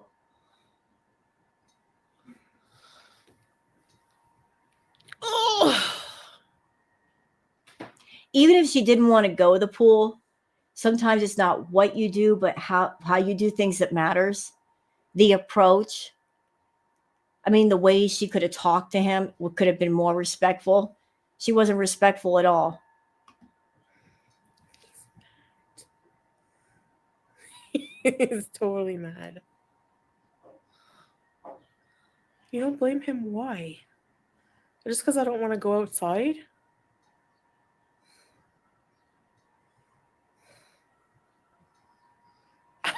What do you mean? I don't feel like... Teardrop says, everyone just stay out of it. It's between them. Teardrop, that's where you're wrong. If this was a private argument off camera, yes, it would be between them, but she's broadcasting this. She is. And what she could have done is say, you know what, guys, there's some bad feelings here. Let me turn off the camera for a minute or mute and have a discussion with my husband. You know, put the husband first, because when you're married, you're in a relationship, you're concerned about how your mate feels. And if they're upset with you, you want to solve it immediately. You don't want to just let it go and let them walk away. That's just going to make things worse. So you're wrong, Teardrop. It's not between them. Now it's between her and him and the whole audience. Going outside. What does it matter?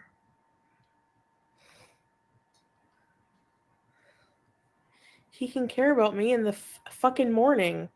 I'm tired. It's 1 a.m. Sunshine Angel says you're rolling your eyes at him when he's trying to get you moving. Something you subbies, mine, and Beezers should know.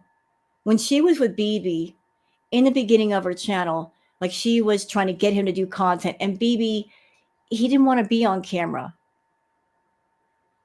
And there were many instances where Foodie would be disrespectful to BB also. Like she would just, he's paying for he was paying for the house that she was staying in. He's paying for the bills and the food. And he'd walk in the room and she would act annoyed with it. She would roll her eyes. She would loudly complain about his gaming while he was gaming. She's a disrespectful bitch, period. Always has been. Always has been. No matter who it is, she's going to be disrespectful when she has no right to be.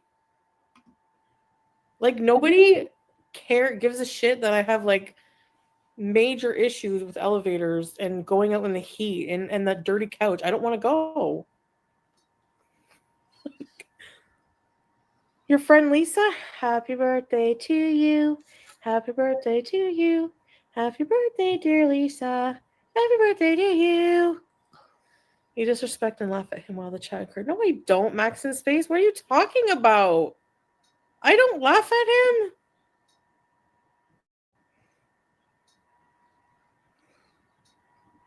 What are you talking about?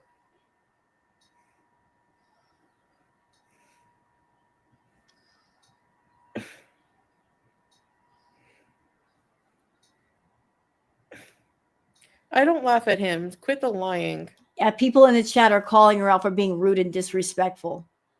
But this is Foodie. This is who she is. She's rude. She's disrespectful. She doesn't care about anybody else but herself. Like I said, all she cares about, Beezers, is your money. Getting money from you in whatever way she can, getting those PayPal donations, you buying the memberships, you buying the super chats, you watching her boring videos for that Google AdSense money. You are money generators for her, and only money generators, and your opinions don't matter. She doesn't care what you have to say. She cares about what she gets from you.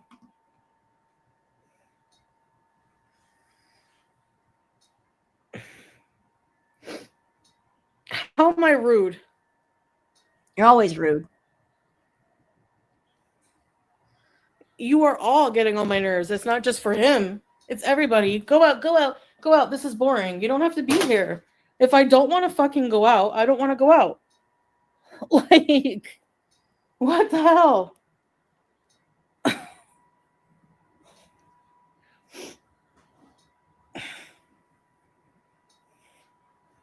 Hi, baby.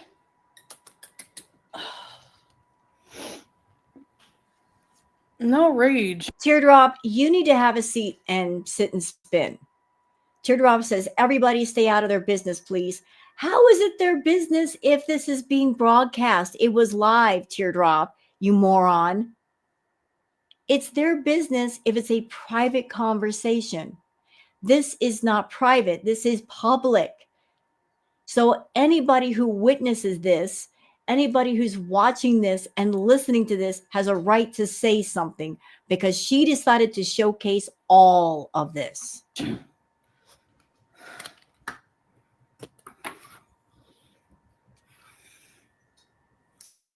You people are sad. You know, I will agree with you there, Chantal. You're calling your subbies sad. I agree with you. I rarely agree with you, but I agree with you on that. Your subbies are sad. That you bore them to death, you give them no entertaining content, you're rude, you're disrespectful to your husband and to them, and they still stick around. I don't know why. So yeah, that's sad.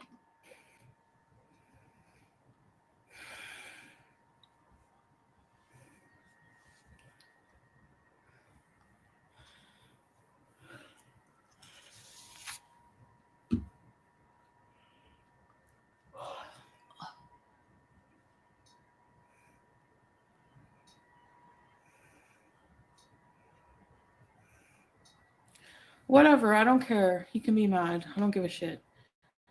Like, what do you want me to do? I don't want to go downstairs. Like, Chi-Chi reacted to her by Tate McRae. Chi-Chi. Okay, I will.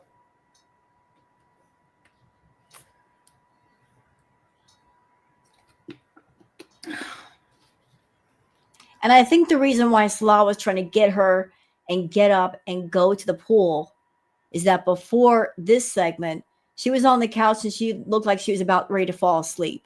So maybe he's like, maybe I can kill two birds with one stone and get her at the pool. And if she gets in the water, she'll start to wake up a bit. She'll feel better. It might improve her mood. And it gives something interesting for the subbies to look at.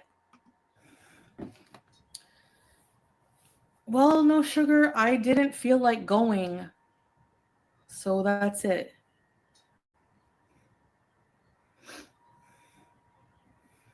I don't know why anyone had to get mad. I just fucking said I don't want to go. Like, people are bugging me to go and go and go. I don't feel well. Exactly. Like, what do you want me to do? I don't feel well. Like, I don't feel like going out downstairs. I wouldn't go either. How was I mean? You're always you're a mean person, Chantal. You're a mean, hateful woman. Thanks, Buttercup. You're accusing me of something I wasn't even mean. Like what? Like, yeah. So what? If I don't feel like I ever want to do anything, that's my choice. I don't know why I'm being villainized just because I don't want to go to the pool. I just want to sit here like I always do. If that's not your cup of tea, you don't have to watch. You know what? She says that all the time. If you don't like it, don't watch. Doesn't she say that a lot? If you don't like what I'm doing, you don't have to watch and you don't have to be here. And then when people do what she tells them to do, when they say, okay, if I don't matter to your channel, if I don't matter to you, you're telling me to go, I'll go. Then she gets butthurt over it. Where did everybody go? Why is nobody watching me? Why is my sub count going down? Why are my views going down? Then she turns around and she buys subs and views to make up for the ones that left because she told them to go. Like what? Yeah, like, I don't know. Anyway, I was just being like assertive. I don't want to go. That's it. I was direct because I'm tired of being pushed. Like, I'm tired of people not caring. You know, like, I'm not. And this part I feel was for him, not for anybody else. You're not me. You don't know how I feel right now. Yeah, Storm, right. Yes, no sugar. If you don't like it, why are you gonna, like, I don't get what your problem is, you know? And you too, I'm not creative. You're fucking negative for nothing. Why are you here? And no sugar, I got a question for you. So Chantal was talking this way to you, and you still gave her money. Idiot. She was being rude to you and going off on you, and you still gave her money. Yeah, Katie, like, I don't know. A lot of people go live and just talk to their audience, you know? Good, then I know if you're always negative and you're complaining, I don't know why you're here. See, no sugar's like, I'm not negative, please stop. And you wonder why people leave, Chantal. You berate your own subs in your lives. The way you treat people matters. There's an old saying, Chantal, I don't know if you've ever heard it. You can get more flies with sugar than you can with vinegar. You give nothing but vinegar. Vinegar doesn't taste good. Vinegar is rather sour. Well, I don't know why. You always have something negative to say. You just always want to start stuff. So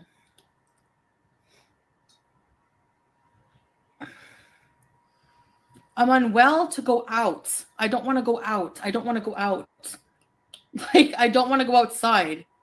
I've said a million fucking times. I don't want to go outside. I'm tired of people pushing me to do things. And honestly, I would rather live my life alone and in peace and do what the fuck I want with my life than people harassing me all the time to do shit I don't want to fucking do. If I don't want to go on the goddamn fucking treadmill, I don't want to go. You hear that, Beezers?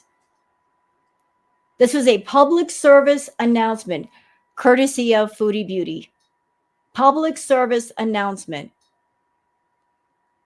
covering all bases. Hear ye, those who are present and those who are not present who will watch this live stream later. Any talk of anything healthy, anything involving movement and changing my health, no more. I am making a decision right here, right now, in front of all of you, that I'm not interested in health, nor will I ever be. And yet, when I come online later and I start complaining about my health and my BED and my diabetes and saying how sick I am, you still have to give me sympathy. Required. Absolutely required. It's your prerogative to stay or not stay. But from now on, nothing healthy. Nothing. You're not allowed. Okay? Like, if I want to be fat and die in 5 years, that's my fucking problem. That's my decision. Jesus. Seriously.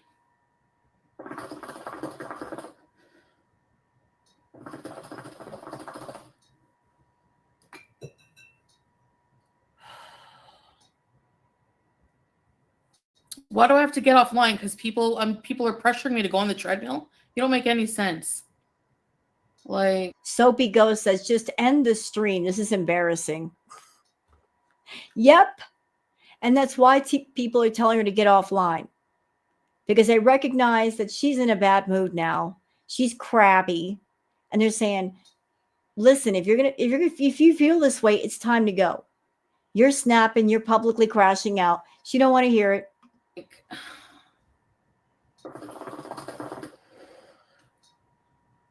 if it's so sad lurking, why are you here? It's my life. I have a right to live it how I want. I don't want to go on the freaking treadmill. I find it dreadful, and I would rather die early than do it. Okay? TJ says, do you ever think that people are doing it because they care about you? She doesn't care. How many times do I have to say it? In what language do I have to say it? In what way do I have to say it?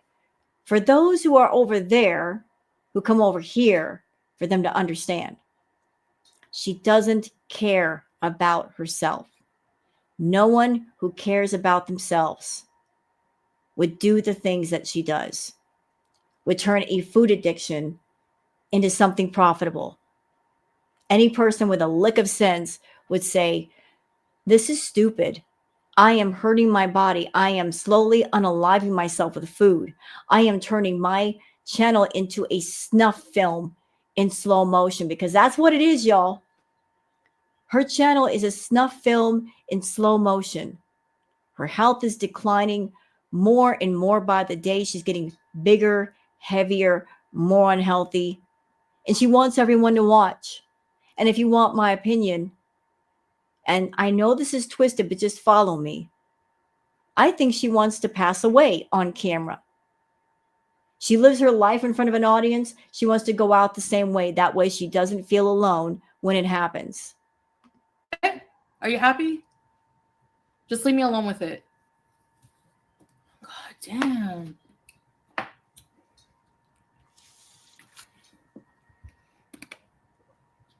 This is not opinions. This is people trying to push me to do things I don't want to do. This is people trying to make me live my life a certain way. I don't want to live it. So that's it.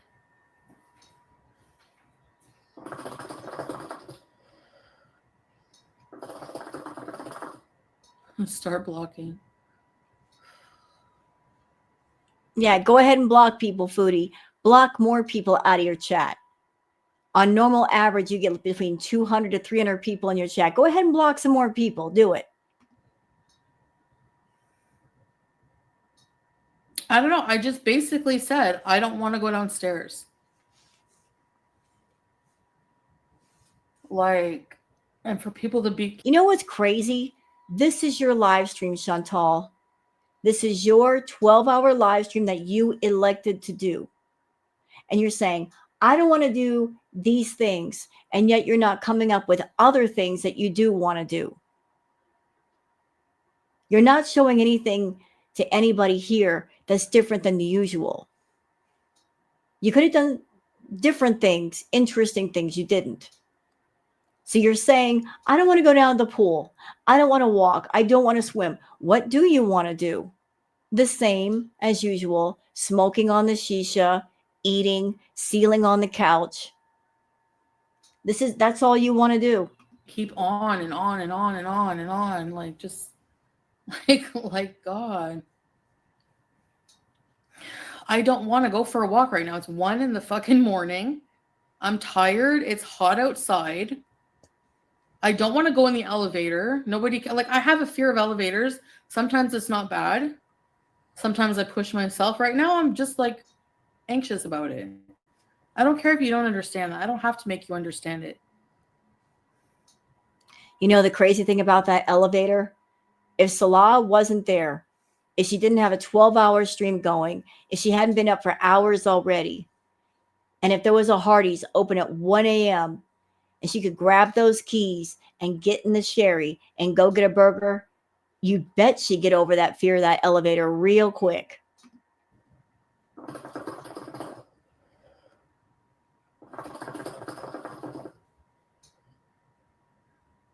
Yeah.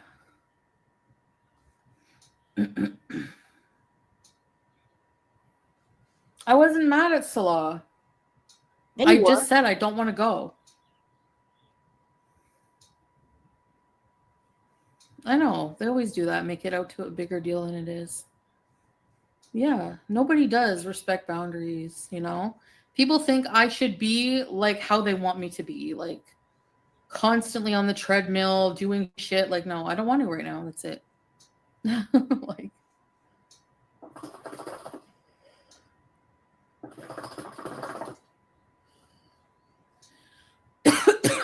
Teardrop, you're hanging in there.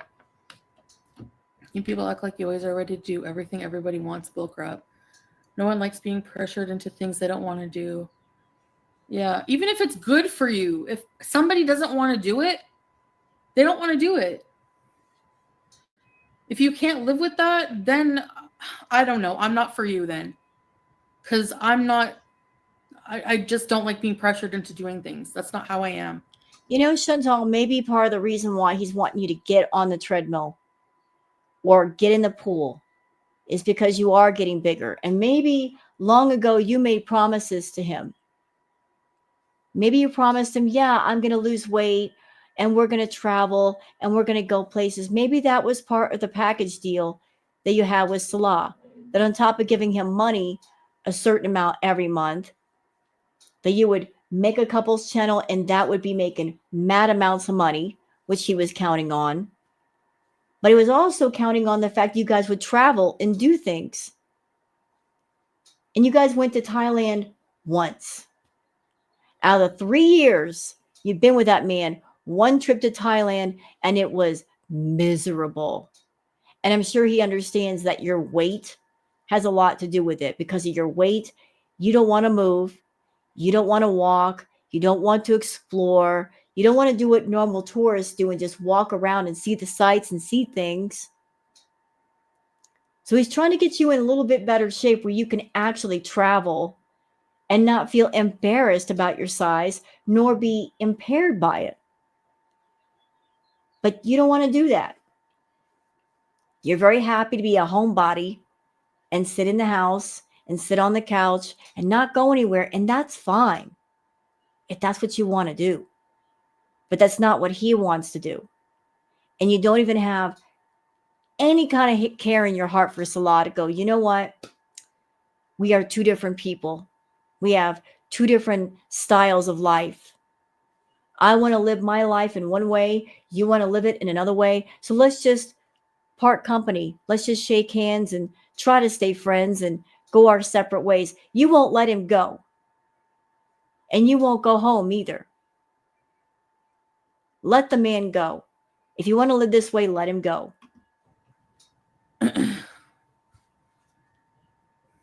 Yeah. Anyway, it's 1 a.m. Like, I'm seriously so tired.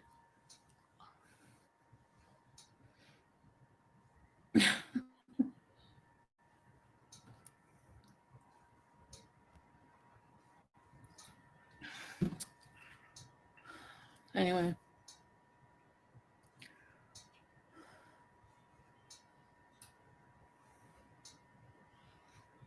It doesn't matter, no sugar, if he had good intentions. It doesn't matter if any of you have good intentions. If I don't want to do something, why are people villainizing me for not wanting to go to the pool? I do find it interesting that No Sugar is claiming in her messages that she's a nutritionist. So she's about nutrition. right? Yet she supports Foodie Beauty, who is not about nutrition at all. She's not about that healthy living or healthy eating. She's doing the complete opposite. Sugar. Why are you supporting her? Why are you in her chat? Is it because you're under the impression that she is going to care about her health? She doesn't. She is a food addict. Food is her rug. Do you understand? And she eats copious amounts of food, and her health is getting worse. She is not interested in getting better. And there's nothing that you or anybody else in the chat can say to her to make her care. So if that's why you're sticking around, ain't going to happen. Are people, you know, like it's been nothing but an hour of like suggestions. And it's just like, okay, Hollis, like, I don't want to go. Why make me feel bad about it? Like, it's my life, my body. If I don't want to and you have all the energy to do it, good for you. Here's the fucking congratulations. I don't feel that way. And by the way, no sugar. You also sent some super chats to Foodie. So you as a nutritionist sending money to a confirmed food addict. You're supporting an addict. You're enabling an addict. Good job being a nutritionist. You know? Yeah, I said no like a million times.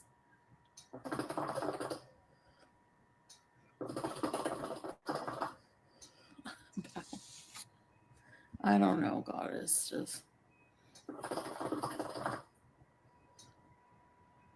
Baby!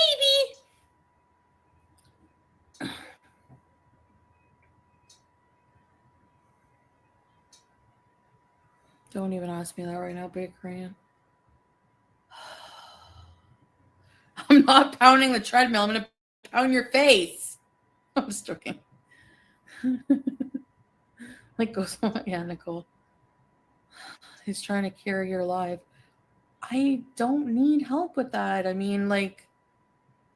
What she's actually saying is, I don't need that kind of love. I don't want that kind of love. I don't want the caring, concerned love that I have to listen to and I have to respond to and I have to make changes. No, the kind of love that I want, you get through a drive-through. I want the person who's supposed to play my on-camera husband to shut his mouth and be my errand boy and go get my fast food. And if he's not doing that, disappear, poof, go away, do something. Go play your video games. Just feed me and then go away. I don't know. I'm fine. We're just talking, no sugar. That wasn't talking. And notice he left. He doesn't return for an hour. It's not like he left for a few minutes to go have a cigarette downstairs and calm down and get a clear head and come back up. He was gone for an hour.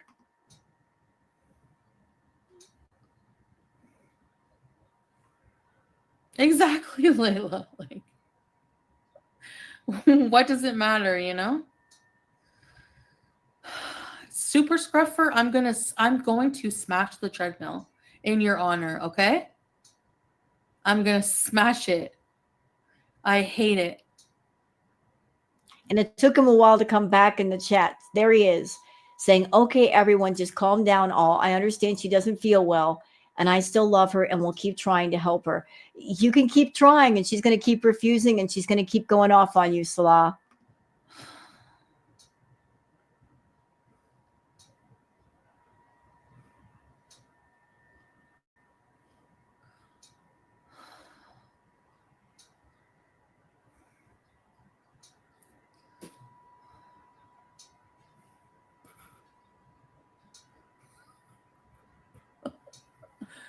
I also heard something else that was weird.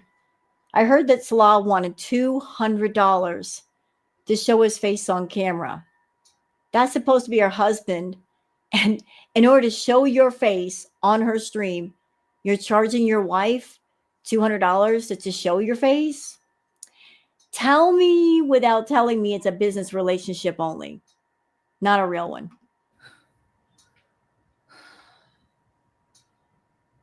First, the trauma of having to back up the one-way street. It was, Ava. It was.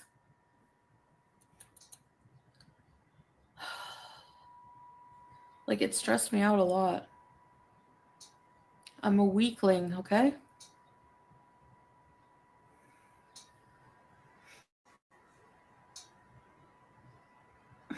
Yeah. Look at her smile. We're not on speaking terms, the treadmill, yeah. Thanks, babe. I saw your comment, babe. Thank you. Honestly, I don't even know why that treadmill is still in the house. If you're not going to use it, why not just get rid of it? Like whoever sold it to you, whoever you got it from, just get it out of the house.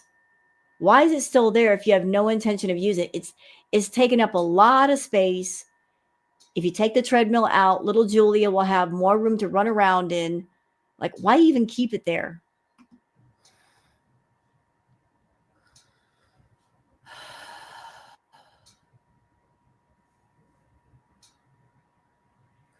Like, just right now, I'm just like, I don't know. I don't feel like doing anything. You never do. Outside, anyways. I hate being outside right now. It's hot.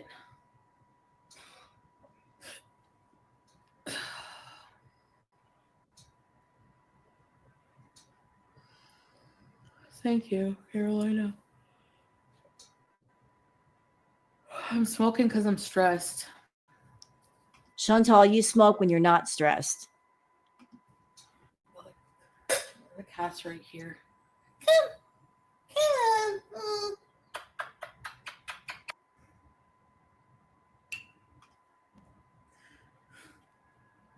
Eat cat food? I'm gonna puke.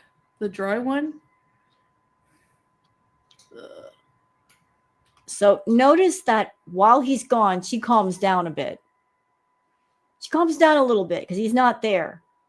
So it seemed like his presence stresses her out. Ugh.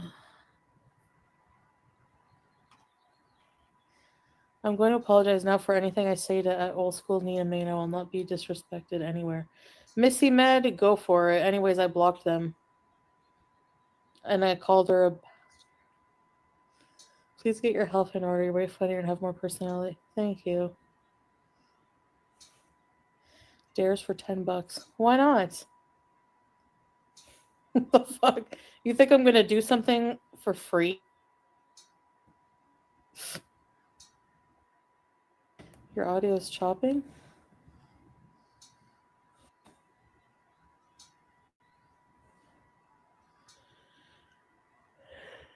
That's right, Jamaica, and that affects your life how? I'm not going to get my life in order at 1:44 a.m. She's eating Fun Dip? Ooh, Jamaica, bye.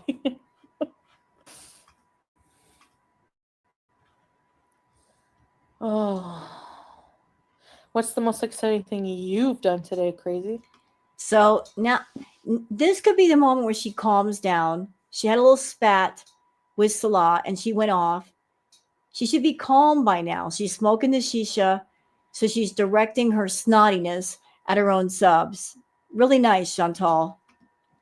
The people that you expect to give you money in one form or another, you're going off on the people that pay your bills, pay your rent, pay for your food, pay for everything in your life. There's not a single doggone thing connected to you that you pay for. You don't have any outside job where you can say, I put in the work, I put in the labor, and I pay for this or that. No, your subs pay for it all. And this is how you treat them. This is how you treat them. I don't know why they continue to pay for your life. I'd do more than a dare for $10. I dare you to open the window and yell something at the people outside. Babe, am I allowed to do that? Do you want me to sing out the window? Oh yeah, go out and come back in, guys, if it's choppy. I drove in crazy busy traffic. An hour of it.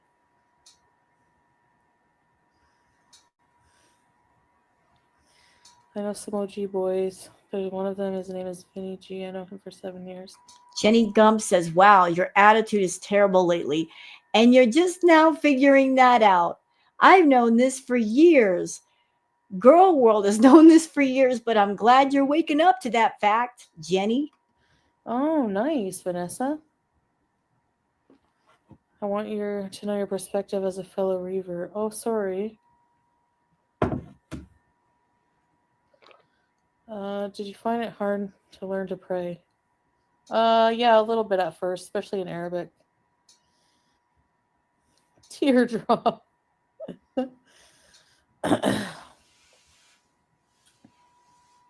It's disrespectful. It's just singing. Actually worked. Hey, booger. Sure. I'm working. No, you're not. Just because I'm not filing someone's bullshit paperwork doesn't mean I'm not working.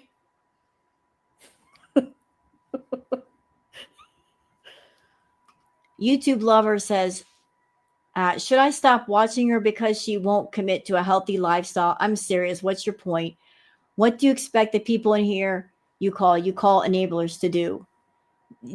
I'm sorry, Beezers. I know you're not going to like hearing this, but you are enabling her. You are enabling an addict, and you're funding an addict, which is 10 times worse. You're enabling her, and you're funding her in all of her addictions, and then you wonder why she gets more and more sick. Gee, I wonder. Let's start at the starting gate. Where does it all start? She gets money from all of you, and she uses it to hurt herself. But it starts with you. If she didn't get the money, she couldn't even do half the things that she does. She couldn't buy all the takeout. She couldn't buy the desserts and the bazillion sugar-filled coffees. That money comes from y'all first. Improv rap? Oh, my brain is not working. Hold on. Should I stop watching her just because she won't? Wait a minute. We're doing something. We're having a booger break. Hi, booger. Hi, baby. She loves it when I wear hoodies. It's nice and warm. We're doing a booger break. I was recently told on Twitter there are people that come here and watch my streams just for a booger. Miss Sassy Go Lightly, I'm calling you out. I see how you are. Why aren't you watching for pay? I'm playing with you, Miss Sassy. I get it. Booger is rather cute. He's a booger. He's a booger. But they were goofing on me on Twitter, saying, I'm watched just for boogers, so I got to give you your booger fix. Here's Booger Queen, sitting on her human throne. Look, the baby. We're having a booger break. Ain't the baby. I love you. Booger break. Okay. We got to go back. We've got to go back. But I wanted to bring my co-host up here. Since she's so doggone popular, it started out as being my channel, and now it's her channel. Be that way. See how you are. Nobody loves me. All right. Back to the raging one herself. True. Like, you guys should be punishing me for not doing what I want. What, you know.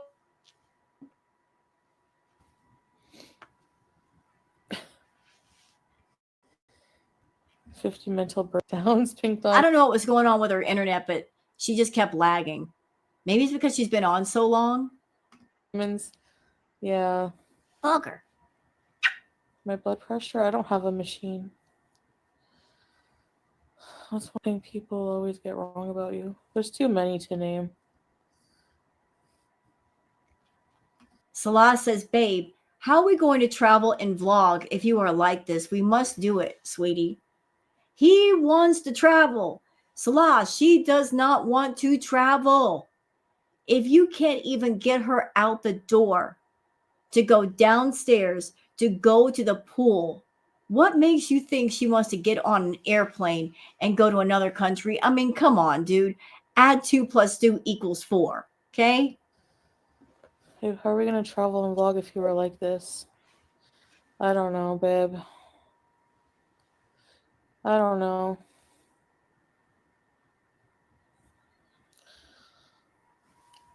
Probably not a good time to travel and vlog, I guess. I don't know. And you know what, Salah? If she gains another, I'd say 50 pounds or so, she's going to be completely bedbound. So any travel plans, game over. She can't travel if she's bedbound, and she's real close now. Understand that, sir, that she is 5 feet tall. Her normal weight should be about 100, 120 pounds. She is hundreds and hundreds of pounds overweight. If she has trouble getting in the car, if she has to roll herself off the couch, like she's close to bedbound, and it's going to happen. If she keeps going on like this, it will happen. And then once she stops moving, done. It is done. And she's going to be looking at you to be her nurse, and you won't want to be her nurse, nor are you qualified, nor are you educated enough to be a nurse. So you might as well run now.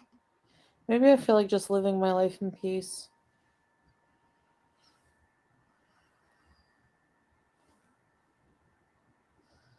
Like saving to get a nice house in the country and just living in peace. You want a nice house in the country. More pipe dreams. A nice house in the country. Sounds like a nice dream. There's nothing wrong with it.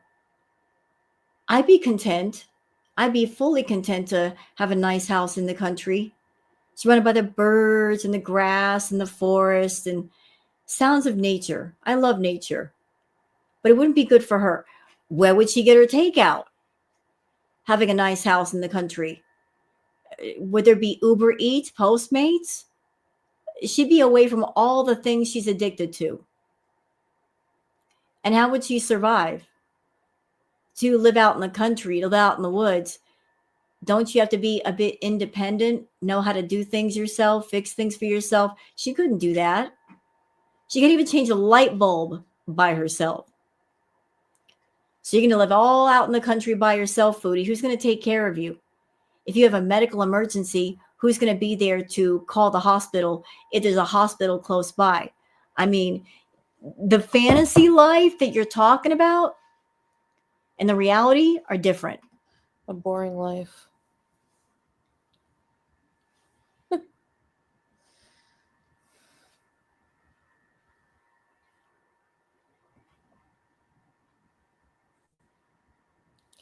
If you want to get another travel partner, feel free. She's saying you can go, Salah. She just said it. You want another travel partner, you can get one. She's saying you can go. Take the out. Take it. Leave now. You don't have to stay with me, baby. You can get another travel partner. I don't care. That's fine. It's up to you. Hey, Ann Harper. Right. And what true wife would say that to their husband? Even though we're supposed to be together, go off and do what you want with anybody else. Who would say that? No one. Hardly, like, I don't know. Yeah. Mojo Sojo said, if you could relive any year of your life with a reset button, which one would it be? Oh, I already know. Crackhead Olympics. She would relive Crackhead Olympics in a hot minute. Because then she could be with Natter and she could eat the food that she wanted to eat. And she had tons of money and she could do all the party favors she wanted, unlimited. She was having fun during Crackhead Olympics. Beezers, don't listen to her. When she says, oh, I hated that time of my life, she was having a ball. She was doing what she wanted to do, and she had plenty of money, and she had her little obsession with Nads. She was having a lot of fun. That's why Crackhead Olympics made her a lot of money. She was having a blast. Yeah, I've been drinking water, rolling down the country hills.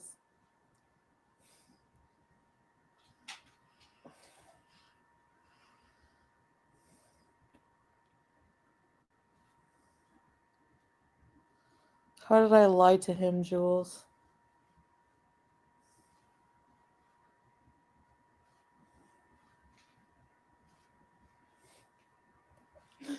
Like, oh my god. Oh, well, he doesn't have to stay with me if he's not happy. 100%. Then let him go. Stop threatening him. You're threatening him with something. You're holding something over his head. Stop threatening the man and let him go. Just let him go.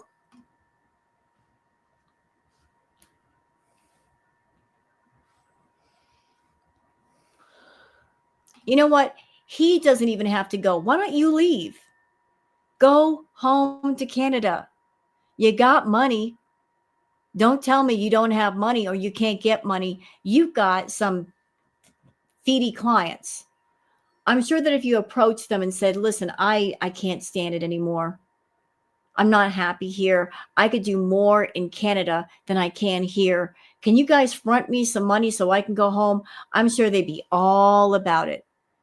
Maybe you can talk to them and come up with a deal of, I'll do X amount of content for you if you give me X amount of money. They'll help you get a place to stay somewhere. Instead of waiting for him to leave or forcing him to stay there, just go home to Canada. Make it happen.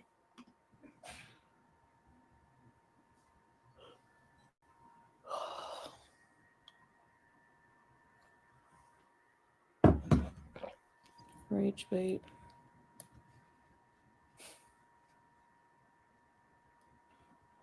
Why is that crazy? It's true.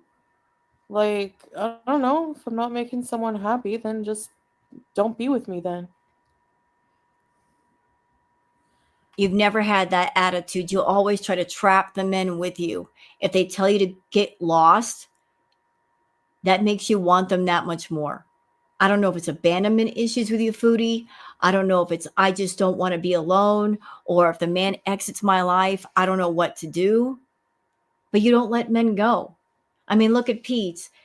You're not really into him anymore, and you won't let him go. And when you broke up with BB, you kept your stuff at his house for over a year, just so you can go over there and talk to him whenever you wanted. And you even showed up there once in an effort to make Natter jealous. You like the idea of two men fighting over you, although nobody fights over you. They fight to have you go away and stay away. The audio? Probably the stupid internet.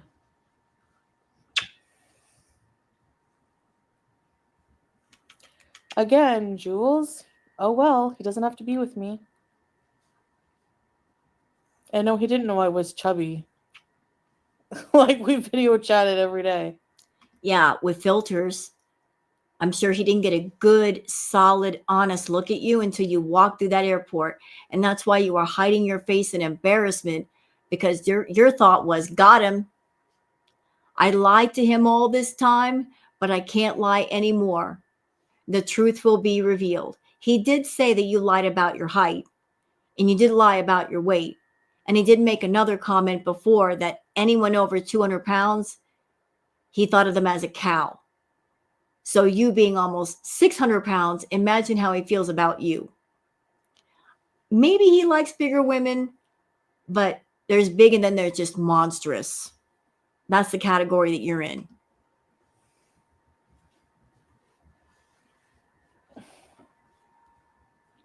Fuck off me. Is Canada worth it?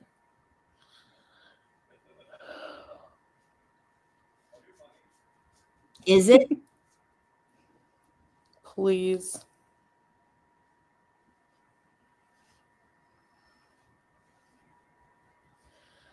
I find it so fucking funny. The reaction channels who make those claims that is it really worth it to be with her to go to Canada?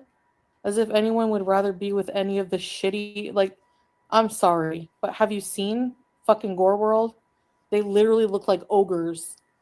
So, yeah. Hi, Ogre reporting. And as far as the question, Chantel, it's a fair question. And it really has nothing to do with weight. The question is Canada worth it? Look deeper. Look into the deeper layers. Anybody, any size, any age, any nationality, is it worth it to be miserable for so long with a person who is clearly miserable, it doesn't care about their health? Is it worth the happiness you give up, the happiness that you sacrifice, the times that you can't spend with friends and family?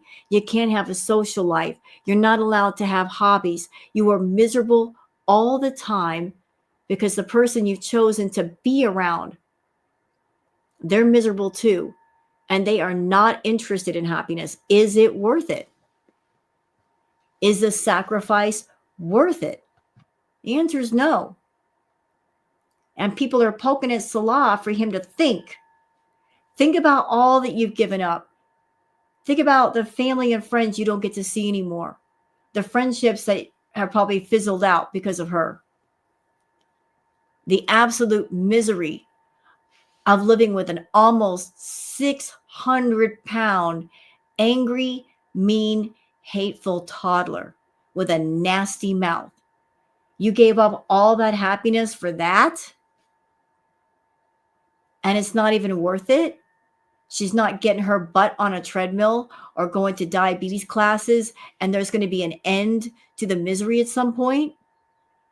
It's just going to keep going and going and going and going. Is it worth it? To prolong the suffering, prolong the aggravation, when the only end in sight is that more than likely she's going to get bedbound and it's going to get 10 times worse. At what point do you say to yourself, I am tired and I'm fed up with being miserable and I'm cutting it off now? Yeah. You probably couldn't, half of them probably, some of them I am thinking about right now couldn't even pay a man to bring them to Canada. So shut up. You think Canada's the answer to everything. I know. Exactly. Like, oh my God. I can tell you, living there is way shittier. 100%. I disagree. I think happiness is where you make it. If she were a happy person, she could have a happy life in Kuwait or Canada. But notice the pattern, y'all. Wherever she goes, it doesn't matter where it is, she's miserable. She was miserable in her home country of Canada. She was miserable in Cuba when she took the trip. She's miserable in Kuwait. She was miserable in Thailand. No matter where she went, misery followed her. You want to know why? Because she is misery personified. She brings the misery. She's not interested in being happy and having fun. Maybe the misery is you, Foodie? 100%. You know I love you and always got your back. I don't know, babe.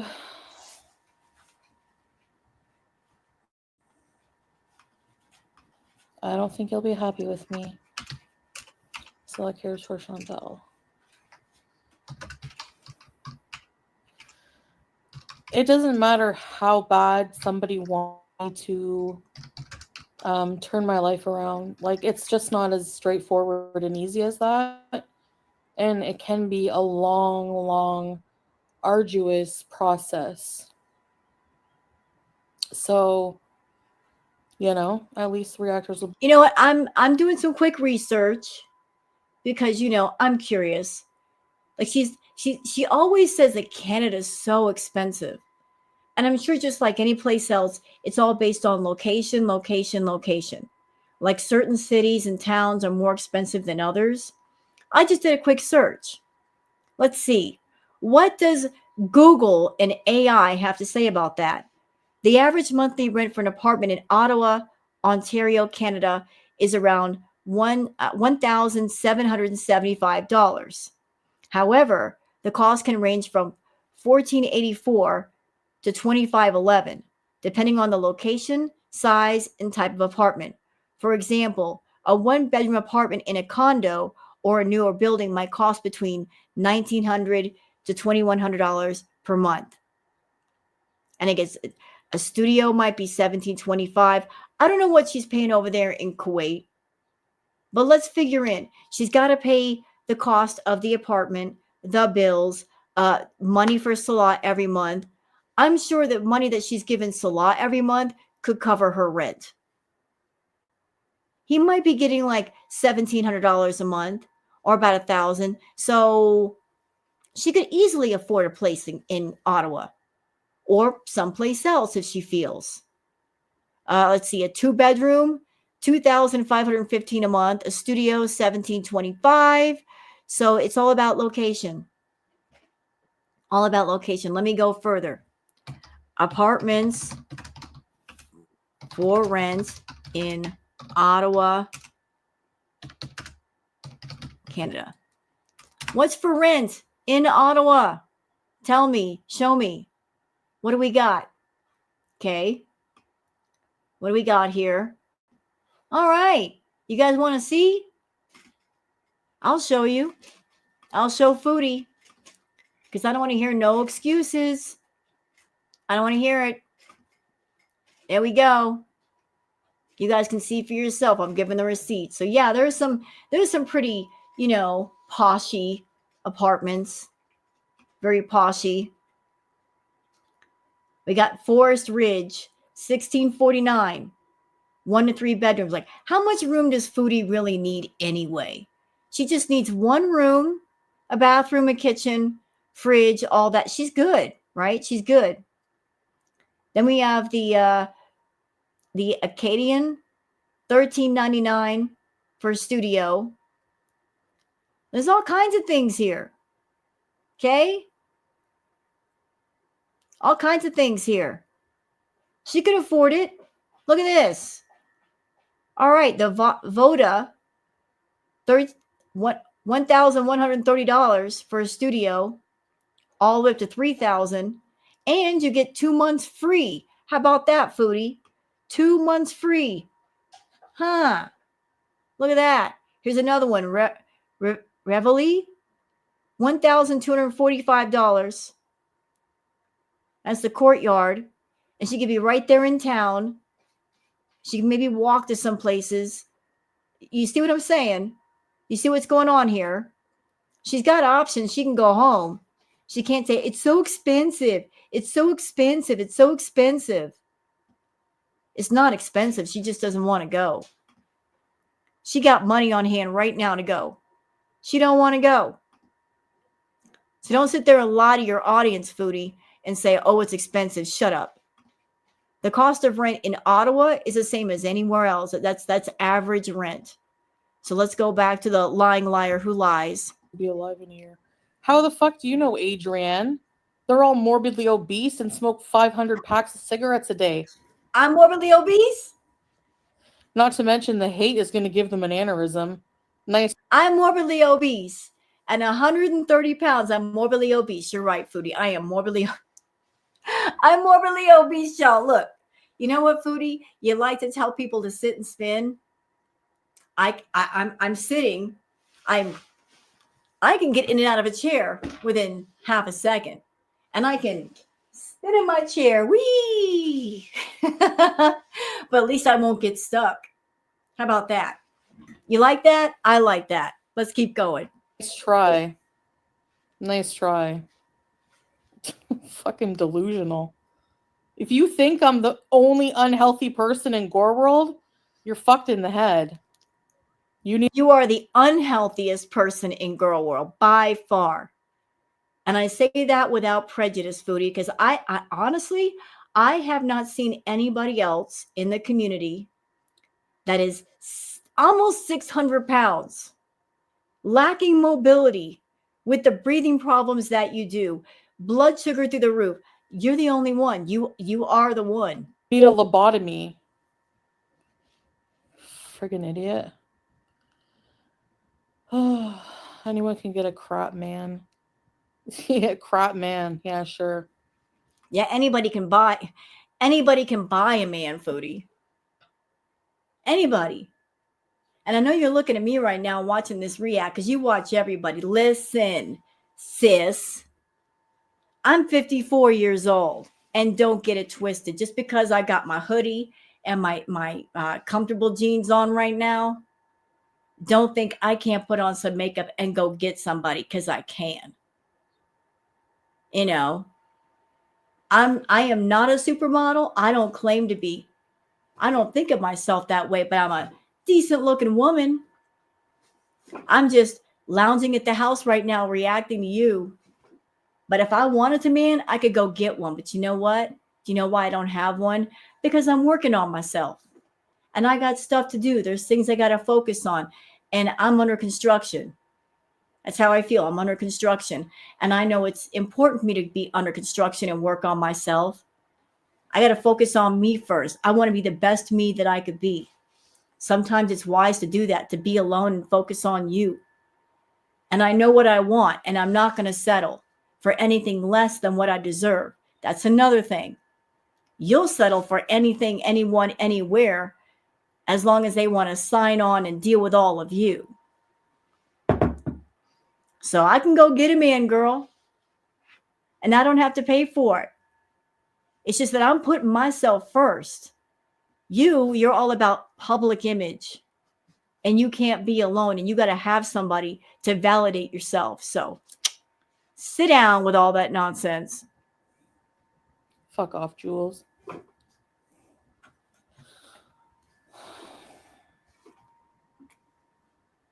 The hate will off them faster than food will for Chantel.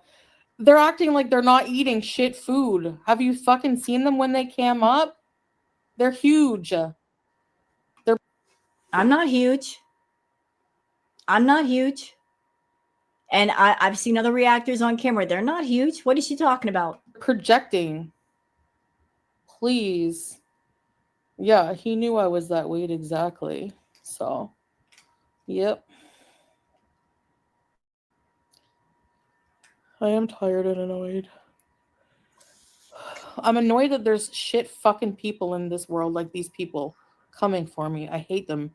Just people who are just negative and gross and stupid and fucking have mental issues and projected on everyone else. Like, there's no bigger disease on this planet than humans like this. Do you know? And what category are you in? Because you're a crappy person that's wasted their life. And that is your choice, Foodie, to waste your life. You have your life. You can do what you want. It's unfortunate, but you decided, I'm going to waste my life, and I'm going to waste the cup of fortune and I was given, and I'm going to take it. I'm going to pour it on the ground and then just complain because I was foolish. And I'm going to make it everybody else's problem when I screw up, when I do stupid things, when I spend all of my money and I'm broke. I'm going to have the nerve to complain about my own stupidity and my own stupid actions.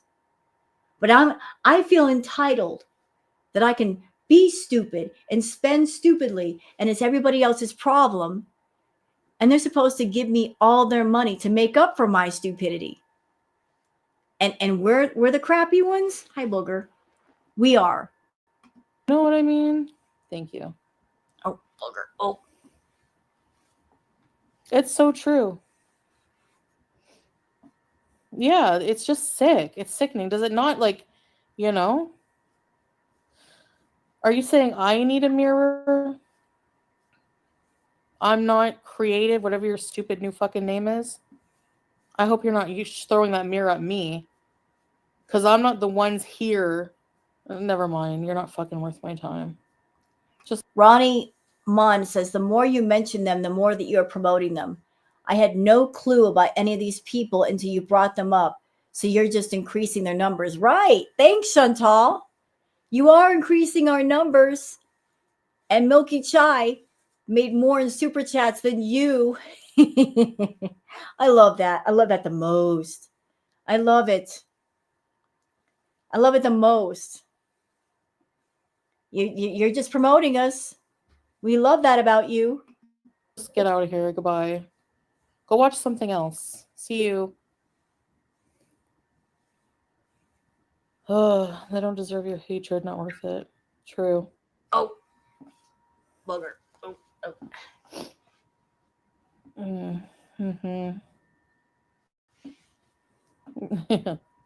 Caribou says, I don't get why we are discussing them. This is your time. Like, again, she's the content creator. She could do or say anything she wants in her live stream, and she is choosing to talk. She's choosing to talk about this. She is. And if you want to know why, Beezers, it's really, really simple. Let me help you to understand. It's because what Chantal says and what she does are two different things. What she says is, I hate the reaction channels. I hate them. I hate those people. They're crappy. They're obese, blah, blah, blah. She says that, right? The words coming out of her mouth. She says that. But the truth is far different. The truth is she doesn't like the idea of the reaction channels getting bored with her and moving on to other people. She knows what's going to happen if we stop reacting to her. If we find someone else or different content to react to, she knows what that's going to lead to. That her channel will be a ghost town. The numbers are going to drop even more than what they already have, and it's going to cost her. She's on Twitter. She's seen the tweets, the numerous tweets from people saying, I am bored of Chantal. I am bored of her content. This is boring. She's heard people talk about it on the reaction channels. I've talked about it. Everybody talking about it. Even French Fry Girl saying like, this is boring. And I'm thinking about reacting to somebody else. And I'm sure that triggered her and made her afraid of like, oh my God, Frenchie's not going to be reacting to me. I got to do something. So what she says to y'all about us and how she behaves are two different things. She knows the rages are what people look for. She knows that without the rages, she's boring. I mean, she made the content that way. You know, there really is nothing else. So she doesn't want people to get completely all the way bored and leave. It's important to her to keep a certain number of people reacting to her and watching her so she makes money. Without the people, no money, right? She needs that money. So how do you generate the money? You got to generate the interest. How do you do that in Chantal's world? You got to break from the monotony. You got to break from the boredom. And you've got to do something different. You've got to. She won't go to Canada and do it the right way. So you get weeks and weeks and weeks of boring conversation that nobody cares about and mukbangs that nobody cares about. She knows she's got to show glimpses of the old Chantal. And Chantal, I know you're rolling with the thought in that big head of yours. You're trying to give yourself some confidence and say to yourself, I could go back to Canada anytime. And when I go back there, whenever that is, the people will be there for me. The reaction channels will be all over me. And I'll make the money again. Don't roll with that thought. Don't get too overconfident and cocky with it because you never know. You might go back to Canada. Don't bite on me, booger. And you might go back to Canada with that thought, and then you start doing content again, and then nobody cares. Nobody's reacting to you, especially if you do the same boring stuff in Canada that you're doing in Kuwait. If you do that, people are like, oh, we were waiting all this time for her to come back to Canada, and she's doing this. Bye. Don't get confident in thinking you could be in Kuwait another 6 months and people are going to stick around. People are already starting to turn away. Like me. I got something planned, girlfriend. Yes, I do. And I'm excited. I'm excited to show new people here. I'm excited. I'm excited. I'm excited. I'm going to do it. I don't care where you are. I don't care where you're going. It don't matter. The transition has to happen anyway. Your health is bad. Who knows what's going to happen to you? Are you going to last another 2 or 3 years on YouTube? I don't know. I don't know if you're going to be here.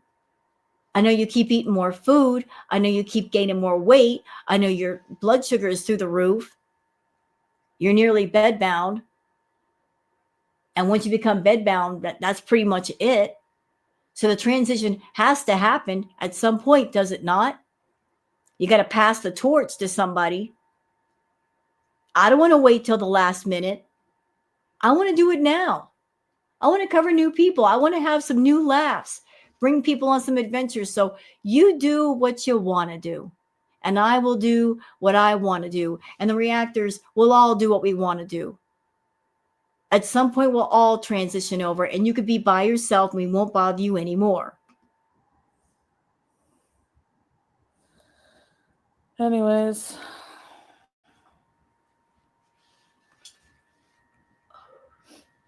She was a negative, nasty beezer, Katie Kate. Yeah. Who? Mm-hmm. Who was? Even if you pay me monthly to be a member, if you're going to be negative always and putting me down, I will block you. That's it. In other words, Beezers, you're not allowed to give any opposing opinions, even if you say it nicely. She's basically saying, only say nice things to me. I want a hug box. If you're not nice, I'm going to block you despite the fact you're spending money on me. How do you feel about that? No, she meant me. I know it. All night she's been taking digs. All night. So, see you. And don't message me on Instagram asking me to unblock you. I won't. I'm tired. Like, I just don't need the negativity. Yeah, I am protecting my peace. All of you Beezers on Chantal's channel, when you get sick and tired of her being sick and tired, when you get sick and tired of her being just a rude bitch, because that's what she is. She's rude. She's disrespectful. She's entitled. She's a brat.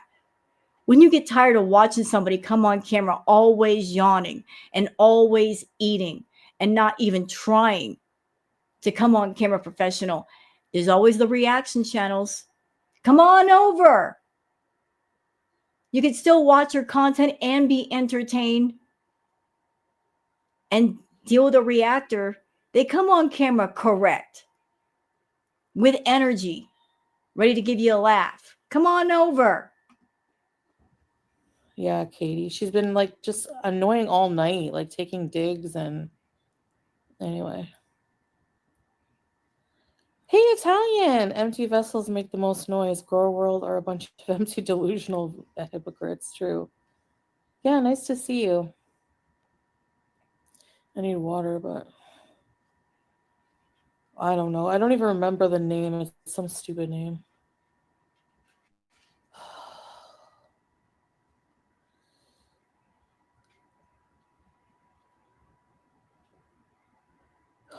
Yeah, teardrop. You push and then you get blocked and then cry. You know what I'm like. You know what I don't want in my chat. Did you, Sid? I know. Okay, babe.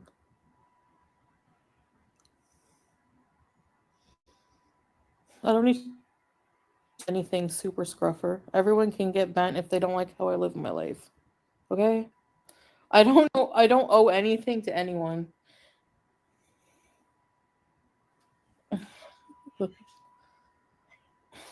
Excuse me. Oh my god, you're so fucking delusional. A big titty Canadian, okay?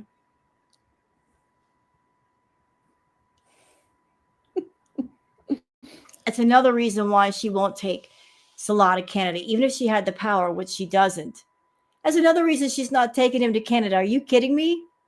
Salah in Canada, surrounded by the beautiful women. Oh, he'd be gone in a hot minute. He would not stick around. As soon as his feet touched Canadian soil, he'd be gone, finding another red room. Oh, I love it. Nice, Trixie. I'm happy. They pay for you to hate. Yeah, thank you for the money. I've made quite a bit today. Thank you. And some of that was hate. Thank you. You know, I think that's another reason why she turned up the notch on the dial as far as like the hate. Because Chantal used to make a lot of money back in the day with the hate super chats. People get so mad at her and they'd send her money for reasons unknown, thinking that was going to hurt her feelings or make her rage more, and it didn't. She likes to get money for being hateful. Yes, she does. She used to get a lot of money, and then people wised up, thank goodness, what she was doing, the emotional manipulation with the super chats. And they stopped giving her money. But we're on hour 9 of a 12-hour live. And she's like, I got to turn it up a notch. I got to make people mad. I want to get that hate super chat money. Thank you. Haters coming in strong. Who said big titty Canadian? He's trying to help you get healthy. Okay, Tanya, that's nice. I appreciate people trying to help. But it becomes like counterproductive at one point. It becomes fucking annoying and I don't want to do it. Hey, George. I'm 41. If I don't want to do something, I won't do it. And there's no amount of care that will get me to do it. Like,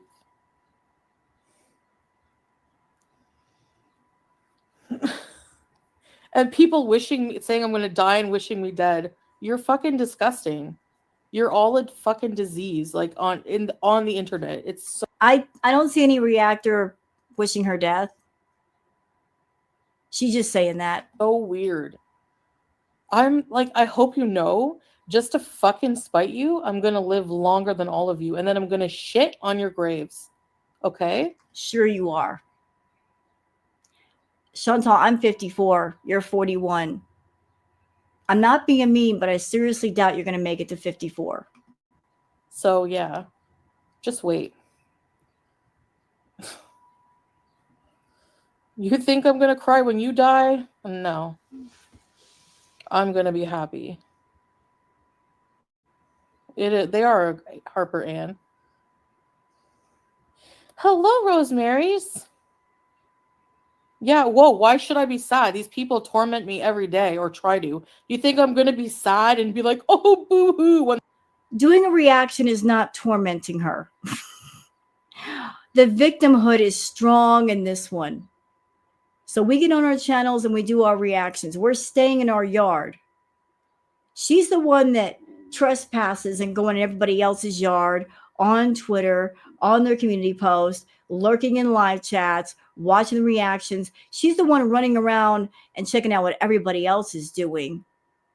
But we're harassing her. She's the one that has like over 100 sock accounts everywhere.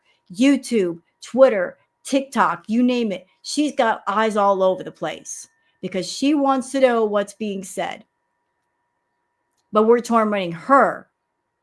Having an opinion about somebody and making a video about it is not tormenting somebody. Tormenting them, y'all can see the chat right now, right? Do you see any reaction channel all up in there? Any channel at all? Do you see a whole bunch of reaction channels in there harassing her? No. And I make sure to react to the chat just for that reason, to show what a liar she is.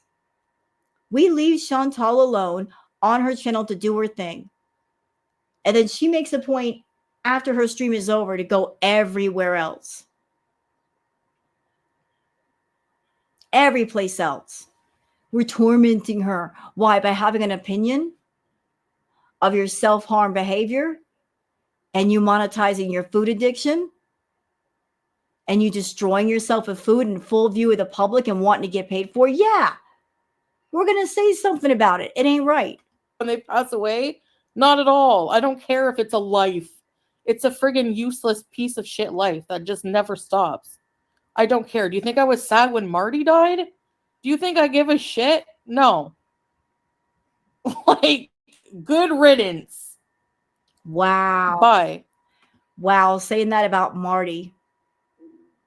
That's disrespectful.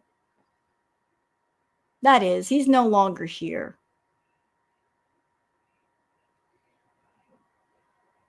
You didn't say these things when he was alive, but you're saying them after he's gone. He tormented my family. Do you think I care? Like, why would I care? Chantal, you started that fire, remember? You opened your mouth about Marty. That's what started the fire, okay? He didn't just come after you for no reason. You were running your mouth. I remember, I was there. You were running your mouth about Marty, and then he just simply did what Marty does. Same thing with people that fucking bully you every day. You don't care about them or their life at all. So I feel the same way about them. When they wish me dead, I don't care. I don't wish them dead, but I'm not going to give a shit. You think I'm going to cry? No. At all. Right, Zach? Like, I'm sorry. These people call my mom a whore. They've done the worst. And you think I'm going to be sad? You think I'm going to be sad?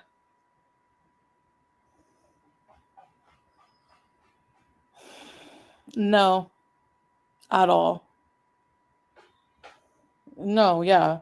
He was awful. Awful. They are disgusting people. The things they've done, I will never in a million years give a shit about them. Well, you care enough to talk about him right now. I guess you do care. Yeah, roasted Korean. Sorry, but nope, I don't care at all.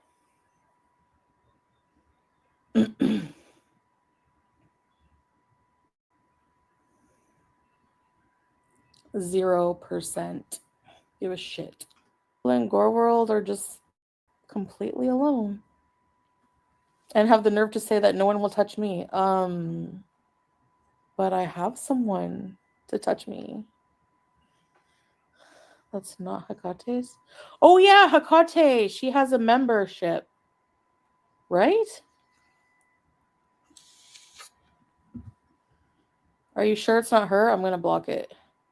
Yeah, because she has a membership. Fuck out of here, imposter. Remember? Oh yeah, she's a member. Sound like her. I'm making baked chicken and asparagus. Yum. He's walking to the ends of potato corner and back. Bold of you to think Salah works. Oh, is that a block for you, Skinny Legend? How do you do people just like, how do you think it's a win to make insults that are not true? Like,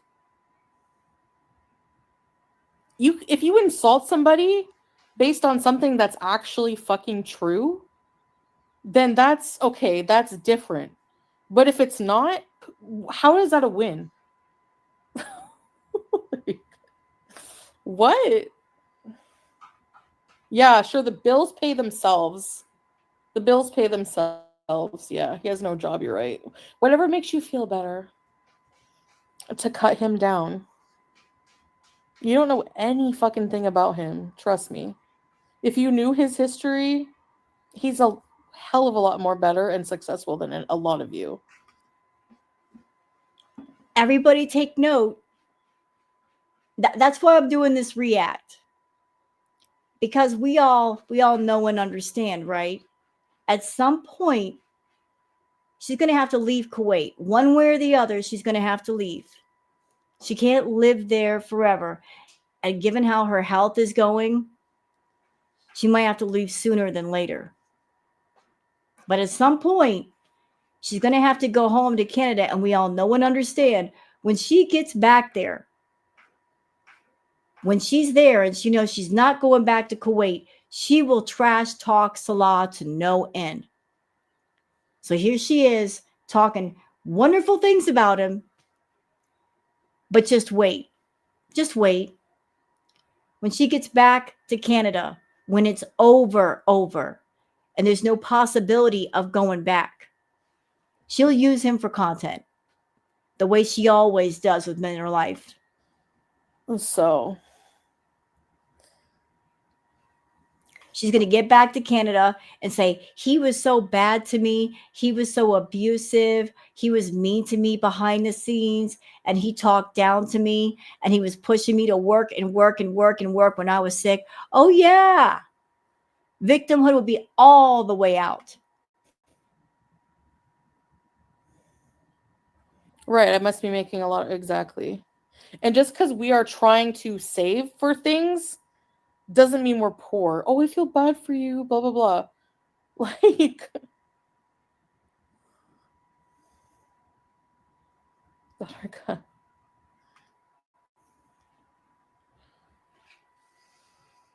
Proud Beezer. Stuff like that. But yeah, I'm not like dying to go back to Canada. I don't like when people are like, you know, Lemon Z's stock is tanking. You know, she always uses the excuse about, I don't want to go back to Canada, as if all the reactors live in Canada. There's only one that I know of that lives in Canada. One. But she's trying to act like we all live in Canada and we're all going to be bothering her in Canada. Chantal, most of the reactors that react to you over here in the States. And we're not going to just pack up and go to Canada if you suddenly arrive. We're not going to be hiding in bushes and behind the corners of stores and hiding behind dumpsters and parked cars wanting to take your picture. That's your ego talking to you. She's trying to blame not going to Canada on the reactors when we don't even live there. I'm not like, I don't know. If you guys can't see how it's like just so much better, like, I don't know. I don't feel like explaining it, you know? Not every Arab man needs a floating geisha for a wife. So, right, YouTube lover? Like, my voice keeps coming up. It's way more affordable. It's less stress. It's like, how is it less stress? Chantal, I'm going to give you an overall observation. You have been nothing but a ball of misery since you arrived in Kuwait 3 years ago. I don't, honestly, without prejudice, I'm looking at you. I'm just telling you what I've observed.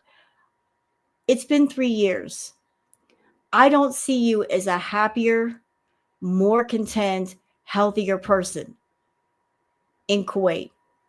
Your health was actually better in Canada than it is in Kuwait. So what happened?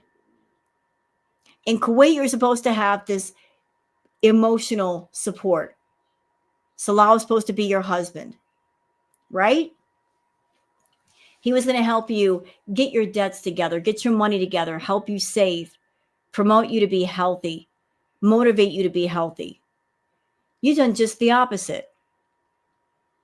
You're more unhappy in Kuwait than you ever were in Canada. The unhappiness level in Canada was one level. Kuwait is 10 times above that. And I think it's because in Canada, you know where you are. You're on familiar ground. You know where to go. You know where things are. You had your car. You could travel around when you wanted to. In Kuwait, you're stuck inside the house and you don't want to get out and be part of things. And you're saying it's so much more affordable in Kuwait than it is in Canada. I don't believe that to be true. I don't. Want to know why? Because while you're in Kuwait, you're paying for yourself. You're paying for Salah. You're paying the bills. You're paying the rent. You're paying the car payment. All that fast food. So if it's so much more affordable, why is it that multiple times you've gone to your Beezers and said, do fan sponsorships, pay for my meals? If you're saving so much money, why are you going to your Beezers and saying, pay for my food, pay for my cat food? You want to see me do like a video or a live where I go feed the cats, then pay for the cat food when cat food's only like $10. If you're paying X amount in Kuwait, wouldn't it just be cheaper to go home to Canada and live alone? And that way you're not paying for Salah. That'll put a bunch of money back in your pocket right then and there. Boom, done. You're not paying for an extra person. You're just paying for yourself.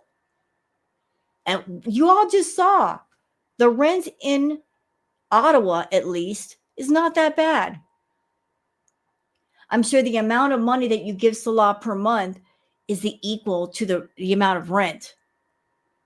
So take the Salah payment and put it into a rent payment. And you can have your freedom and go where you want and say what you want, do as you like. Stop painting this picture of it's so much cheaper here when it's actually more expensive because you are There's other mouths to feed besides your own, and your mouth requires a lot. It does require a lot. You just don't want to go home because you want to maintain control of Salah. That's really what it boils down to. You want to maintain this fake, phony picture of marriage happiness when all we're seeing is marriage suffering, marriage aggravation. You're showing the worst of what a marriage can be. When you get two people that they are not even close to being alike and they don't talk, they have nothing to talk about. This is what marriage is. Like when marriage is good, it's good. When it's bad, it's horrible. I know this because I was married twice. And when a marriage is so bad that you can't even talk to your partner, they're away from you more than they're with you. There's no communication. There's no intimacy. It's time to walk away. It's time to just give it up and say, this is not for me. I tried it. It wasn't good. It's time to go on. But you don't want to, because I think you get some kind of sick pleasure controlling Salah, not letting him go, knowing that he is miserable with you and he wants you to go home. You get some kind of sick pleasure knowing that you're making him miserable, because misery loves company. The mental stress of living in Canada was so, I don't even know. It's a lot more peaceful here. What is she talking about? The mental stress? What mental stress? You lived exactly the way you wanted to. What is different now than there was then? Back in Canada, you stayed at home, you smoked your roll-ups, you did your edibles, you did what you wanted to do. So how is it miserable? In a lot of ways. Like the vibe, I don't know, except for the driving.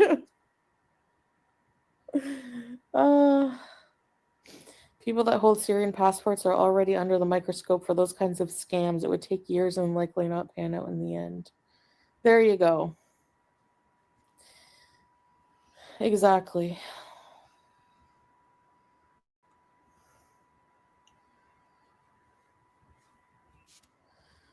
Anyways, I was just tired of, like, I don't know if I mean that I don't want to travel. I'm just frustrated at the moment. Like, I'm just tired of, being pushed and, like, almost villainized for, like, not going for a walk. Like, I don't know. Super Scuffer says you won't even travel downstairs. Right. If she won't even walk down a set of stairs or get in an elevator, how could Salah expect her to want to travel outside the building? If even her traveling inside the building is an issue. Good luck with that, Salah. Toby says, when you got to Kuwait, you said you would lose weight. You scammed him. Oh, I'm sure she did. And if anybody remembers all the way back, Salah told her he wanted her to lose 200 pounds. She did just the opposite. She gained 200 pounds. Like, I just think people should be able to live how they want. I never go in people's chats or, like, comments and, like, lies. Oh my God, the lies. The lies. I don't go in other people's chats, comments. Liar. You don't go under Foodie Beauty. You use your sock accounts like Sarah Lee. Tell them how they should live. I don't do that anymore. I mean, I don't do that anymore. Sure.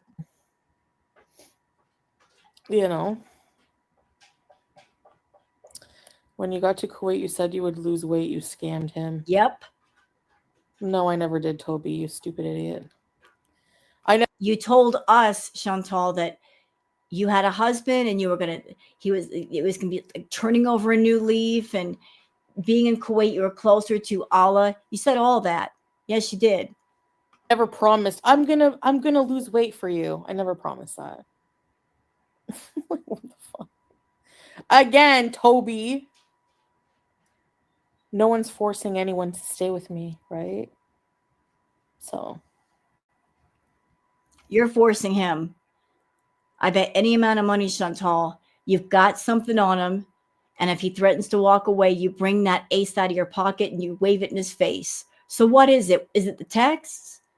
The text to Kybella, the things that he said, the fetish that he has, that if you report it to the authorities or his family or somebody, he'll get in trouble? Is that on him?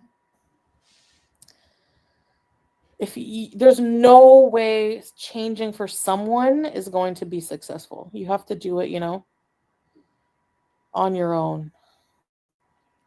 Along downstream. I know, dealing with fucking shitty people, and it's getting on my nerves. Then turn the camera off, stupid. Not you guys, Melanie. Like, you know who I mean. She never said that. As if I came to Kuwait and said, okay, so you can be with me. These people who make these accusations never, they feel so shitty about themselves because they're overweight. You can tell, and they project that onto other overweight people. It's so unbelievable to them that anyone could love somebody. Chantal, there are different levels. Overweight, that's kind of a common thing. There's overweight, and then there's super morbidly obese. You're in that category. You're as round as you are tall. A little bit obese. It's not that bad.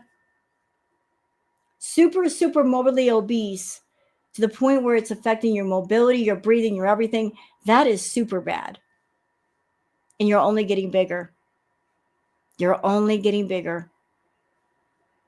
Mama, I did the math.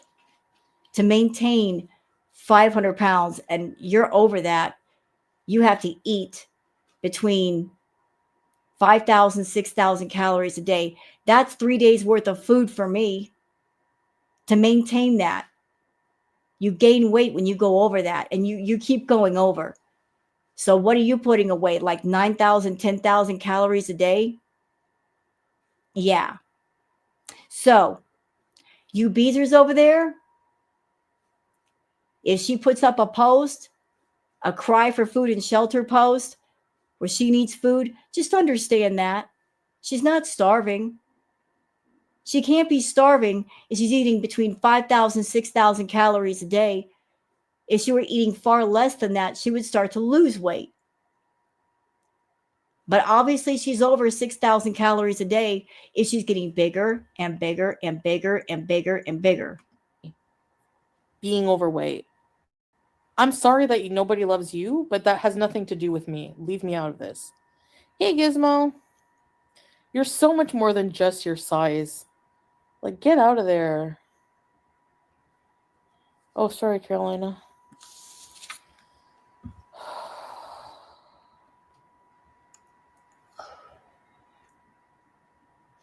I saw pics of you from the villa and you were bigger there. Lies. She's bigger here. I've shown you guys the before and after on Twitter. She's much bigger here. No, but they put side-by-side pictures. Like, no. She just told on herself. They put side-by-side pictures. Where are you seeing them, Chantal? In other people's live streams? In other people's reacts on Twitter? I don't go and spy on anybody anymore. You just told on yourself. Your butt is on Twitter seeing the side-by-sides and it's bugging you. Oh, I was 402 pounds at one. Now you're like 550 plus. Tell me I'm wrong. I'll tell you what, Chantal, you want to make money? You want to make money. I'll give you an idea. There's a place in Vegas called the Heart Attack Grill. Okay? I'm sure your feedies will love it. But the thing with the Heart Attack Grill is they have a bariatric scale. And if you're over 300 pounds, you get to eat for free. But it'll show your true weight. What's your true weight, Chantal? Come on. You want some free food? Go to the Heart Attack Grill. Stand on that scale and see what's up. One point in the villa. So you can say all you want, like a stupid child, that my scale's rigged. I've literally weighed myself on all around the world Yeah, rigging the scales up, taking your feet off the scale. You know how to play around with the scale. Even Pete's exposed you, Chantal. He showed the scale that you used at the villa. You had dialed it back about 100 pounds. So not everyone wants skin and bones, yeah.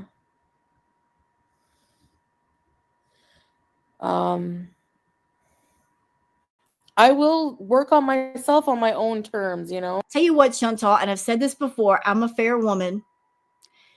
You get your butt on a bariatric scale that could take all of your weight, something you can't possibly mess around with. Stand on that sucker.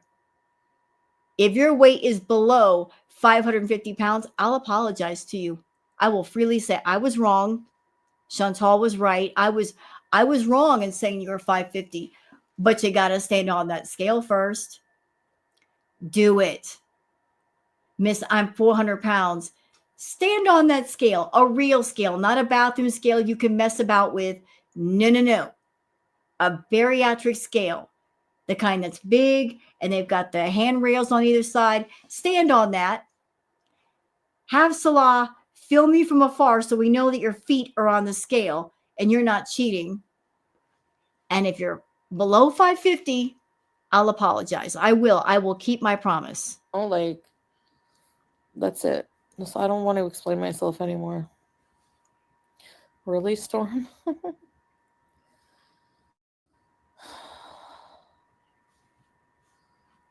If he didn't love me and care, why would he care so much about my health? Because you're his pay pig. Hate to say it like that, but it's true. You're his pay pig. You're the one paying the bills, paying the rent, giving him money. He doesn't care about you per se, Chantal. He cares about the fact that he's seeing you get bigger and more unhealthy, and it worries him that something might happen to his pay pig. He wants to make sure nothing medical happens to you, because if something medical happens to you, there goes the money. He cares about you being a walking ATM with feet. He wants to keep you on your feet, because once you get off your feet and you can't get back on your feet, it's over. His little cozy life is over. He knows you're sick. He doesn't want you getting any sicker. He's protecting his investment. If your theory that he wants me to die so he can be with someone else, number one, I don't even have a will. I don't have life insurance. So he's not going to get shit out of it.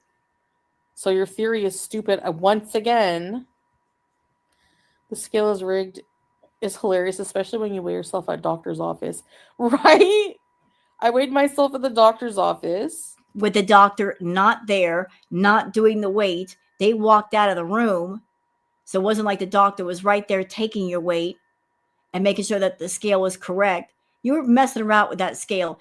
We saw the shadows, Chantal. You were holding on to the cabinet right beside the scale. I was 366 pounds and I was 400 in the villa at one point.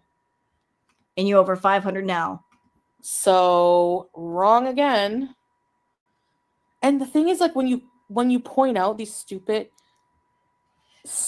theories and lies, they have the nerve to call me a liar about my weight when they're literally... You are a liar. You are a liar. And that's the part that makes you the most angry.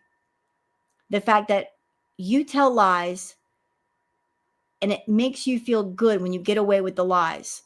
When people actually believe your lies, and it makes you angry when Girl World calls you out on your lies and they show the receipts that you lie. Because then you can't get away with lying. You like to get away with it. You can't get away with it with Girl World. Although I will say this about you, Chantal. As long as we've been watching you, as much as we've exposed about you, I am absolutely certain that for all that we expose now and ever, there's always going to be stuff that we don't know and we can't find out. Like, there's no possible way we can know every single secret or lie about you. There's always going to be stuff that you hold in a vault. We're not going to be able to find out everything, but we find out what we can. And why do we react to you? Because you are the way that you are, and you do lie. And we're just giving the other side of things. Because if there was no girl world, y'all, if there were no reactors to Chantal, Chantal would run wild on YouTube, telling all the lies she wanted unchecked and be able to rewrite history as she pleases. She'd have full reign to do whatever she wants. But because Girl World is here, we provide the balance. She tells the lies, we expose the truth. She hates that. Truth is a liar's kryptonite. Really lying, telling lies to their audience. Like, what? You're the one fucking lying. Like, it's so stupid. It's so stupid. Oh. Yeah, a teardrop is awesome, yes. No, she's not. I look uncomfortable. How do you know how I feel, Jenny? I was in Thailand. I weighed myself at the doctor. I don't have a reason to lie about my weight. If I was... Yes, you do. It's a vanity thing. You lie about your weight. It's a vanity thing. Notice whenever Chantal talks about her weight, and I've noticed this with you, Chantal, and you're going to get so pissed at me for saying this because you know I'm right. Notice that whenever Chantal talks about her weight, shows her weight, have you guys noticed that she stays in the 300s? It's never over 300.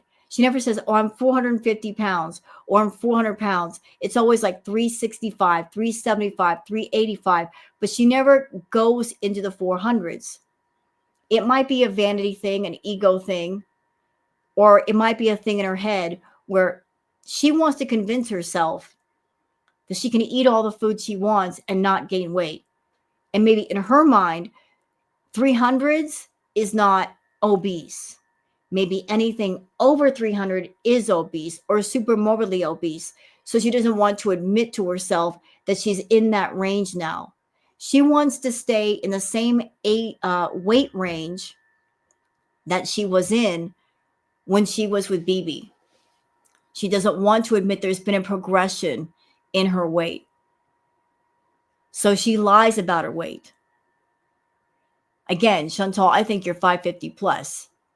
You want to prove me wrong? Prove me wrong. If I'm wrong, I'll apologize, but I won't apologize till then. 500, 600, 700 pounds, I wouldn't give a damn what you think about it.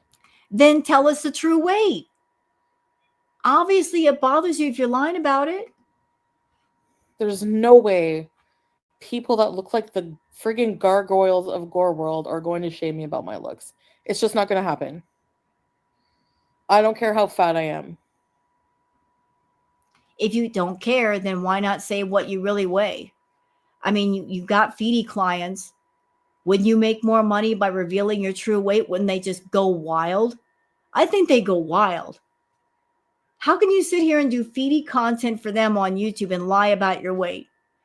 If you went to your Foodies on YouTube and said, yeah, I'm 550 pounds, and then show the number, they would lose it. They'd be like, oh my God, I love this woman. I've never once been bothered about someone else's weight. There you go. Exactly. Me neither. I mean, whatever.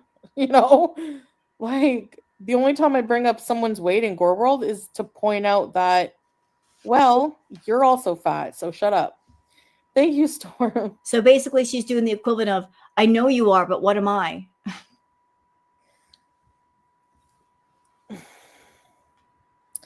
The theory is to keep you alive long enough to get to Canada, but people are underestimating immigration processes, actually.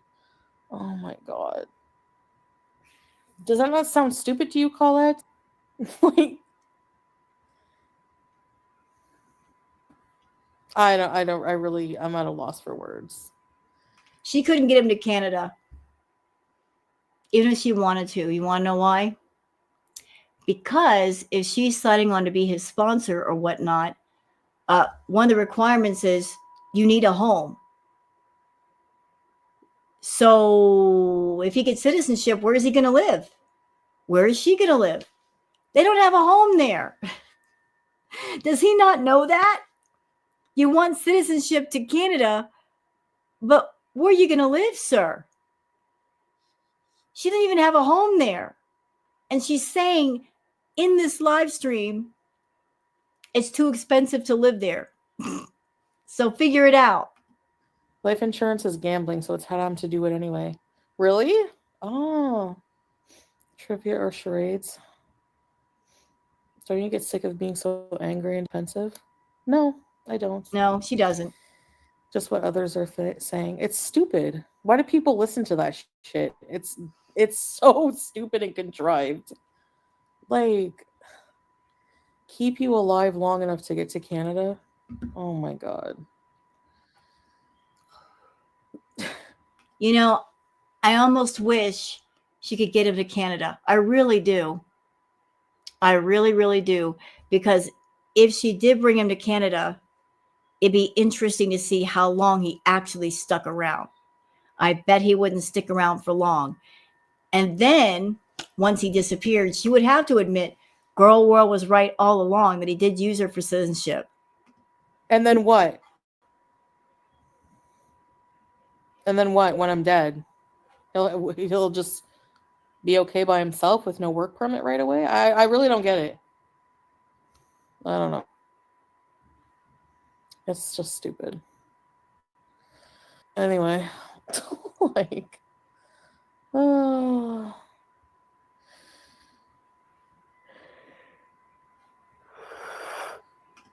A, B, C, D, E, F, G.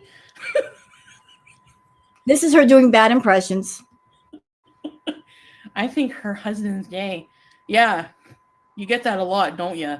You get that a lot in life. You want to go on a date? Sorry, I'm gay. This is sounding very homophobic. I don't like it. Are you being homophobic, Chantal? I don't blame you. And these are the morons of Yaba's support group that have the nerve to sit there and talk about our looks. But didn't you say earlier that you don't bother anybody? You don't get in their comments, you don't go on their channels, and yet you're telling on yourself yet again you're watching Yaba's panel. So you're going in everybody else's backyards, checking out what they have in the space. You're not staying on your own channel and minding your business. You're making yourself aggravated for no random reason. Our sex life. How he's a low value man. He is. He is. And before you say one word to me, Chantal, answer me this. How is he a high value man? Explain that to me. How he's high value. What about him is high value? He's attached himself to you like a tick. You, a food addict. This high value man is living off the means of an addict and encouraging them and their addiction, watching them monetize their addiction. This is a high value man. This is what a high value man does. Oh, no. A high value man values himself. He stands up for himself. He works for himself. He does the damn thing. He takes care of things. He doesn't look for some desperate, lonely, crazy addict to take care of him. And he certainly doesn't stay in the situation once he figures out what it all is. No, he walks away.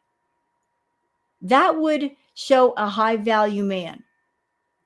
He's low value. He's bringing nothing to the table, to the point where he's relying on you to fill up the table with things of value. That's what he is. He's a low value man. Guess what? He's not a meth head. Yeah, let's go there. Yeah, let's go there. So the bar is, if a person's not a math head, they must be high value? Wow, you got some low standards, Chantal. My choice of low value men. Chantal, you purposely pick low value men. You did have a high value man long ago. His name was BB. Remember him? Phoebe. He was a high value man. He worked hard. He paid the bills. He paid the rent. He paid for the house. He paid for you while you weren't working. He paid for all of it. He went to work every day. He did it all.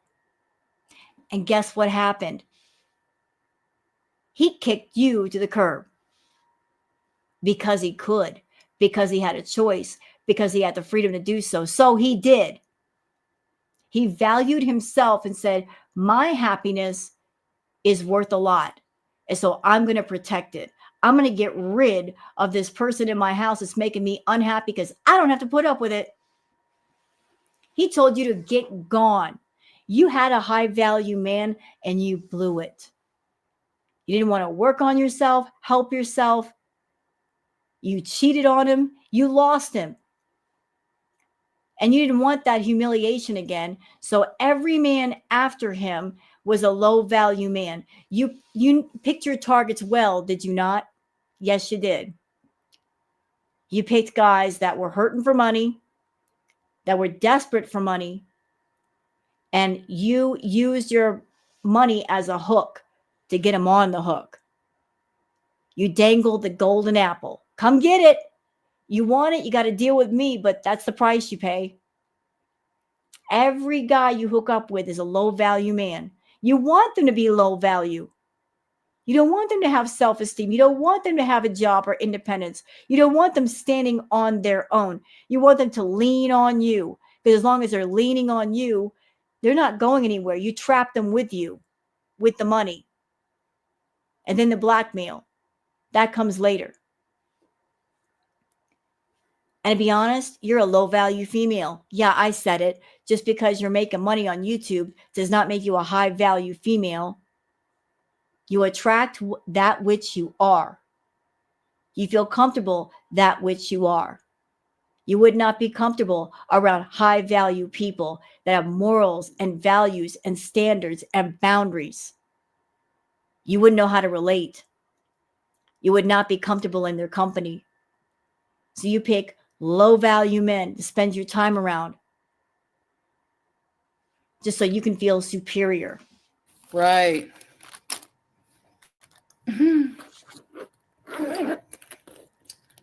I wouldn't be having 3 kids with anyone hitting the crystal pistol, man. That's for darn sure. Gotta get rid of my mole. Anyway. Sorry. Yeah, Nicole. Yeah. What? Sorry, I was triggered. The nerve to make fun of Teardrop, that one lady Teardrop, remember?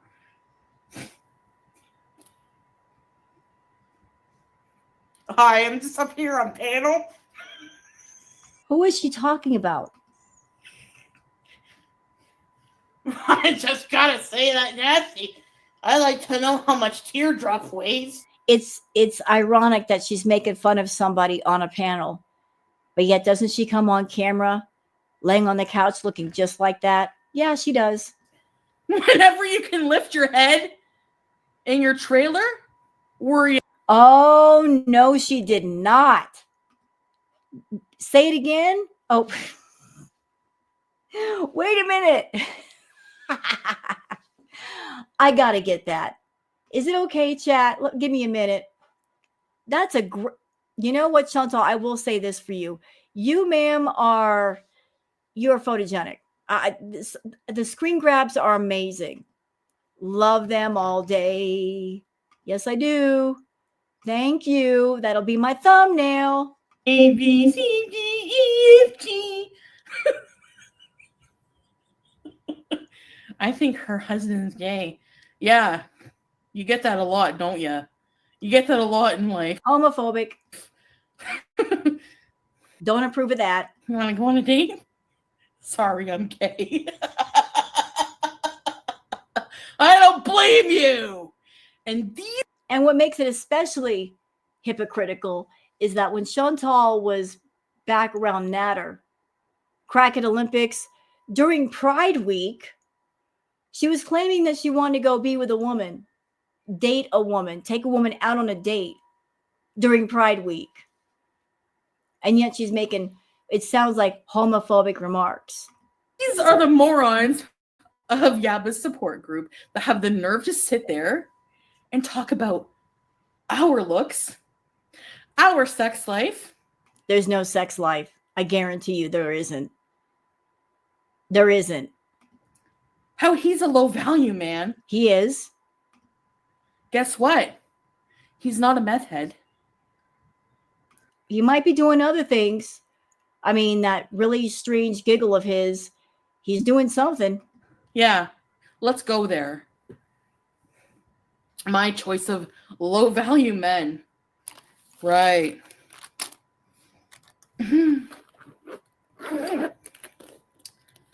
I wouldn't be having 3 kids with anyone hitting the crystal pistol, man. That's for darn sure. Gotta get rid of my mole. The thing is, though, Chantal, and again, this is going to sound unkind, if you had the power to have children, just a baby trap natter, you would have done it. Don't tell me you wouldn't have. Don't tell me you wouldn't have. You would have. Anyway. Sorry. Yeah, Nicole. Yeah. What? Sorry, I was triggered. The nerve to make fun of Teardrop, that one lady Teardrop, remember?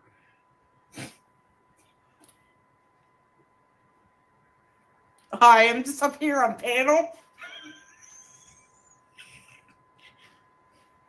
I just gotta say that nasty. I like to know how much Teardrop weighs. Whenever you can lift your head in your trailer, worry about Teardrop's friggin' weight. All right? Until then, sit and spin.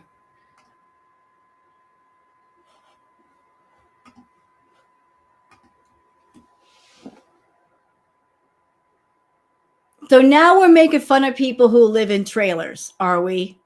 That's what we're doing? Chantal, we've had this conversation before. I guess we're going to have it again. Ma'am, you don't have any right to judge where anybody else lives. If somebody wants to live in a shack, a trailer, a condo, a mansion, an apartment, you can't judge. You can't judge at all. I lived in a trailer. I lived just fine. All my needs were taken care of. There are lots of people who live in trailers and double wides. And let me tell you something, Chantal. Some of them double wides, man, they're nice. Have you seen what they look like lately? I mean, they're really, really nice, decked out. There are lots of people who have said, screw the rent on an apartment or a house. I'm just going to get a camper and live out of that. Save myself some rent money and live better and live more comfortably. If they got a job that they can, work from home or travel, screw rent, because that's money lost you'll never get back. You're paying for something that no matter how often you pay, no matter how long you're there, you're never going to really own it. You're just renting the space. So some people are like, screw that. I'd rather put the money towards something that I can call home and I can go travel and I can see the world and I can see the sights and really live. The place where you're living at, it's not even in your name. Somebody else's name is on the lease. So you can't even say, this is my apartment. You may pay for it. Your name's not even on the lease.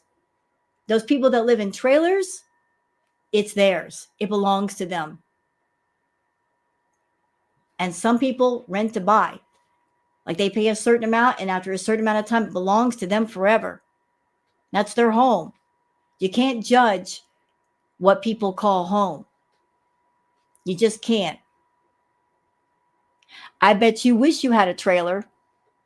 I bet you wish you had somewhere to call home back in Canada. I bet you do, but you don't. Let's think back to your history, Chantal, since you want to, shame people for their dwellings. You live with BB. That was BB's house. Your name was never on the lease. When you lived at the Canadian Villa, it was Pizza's name on the lease, not you. Now here you are with Salah.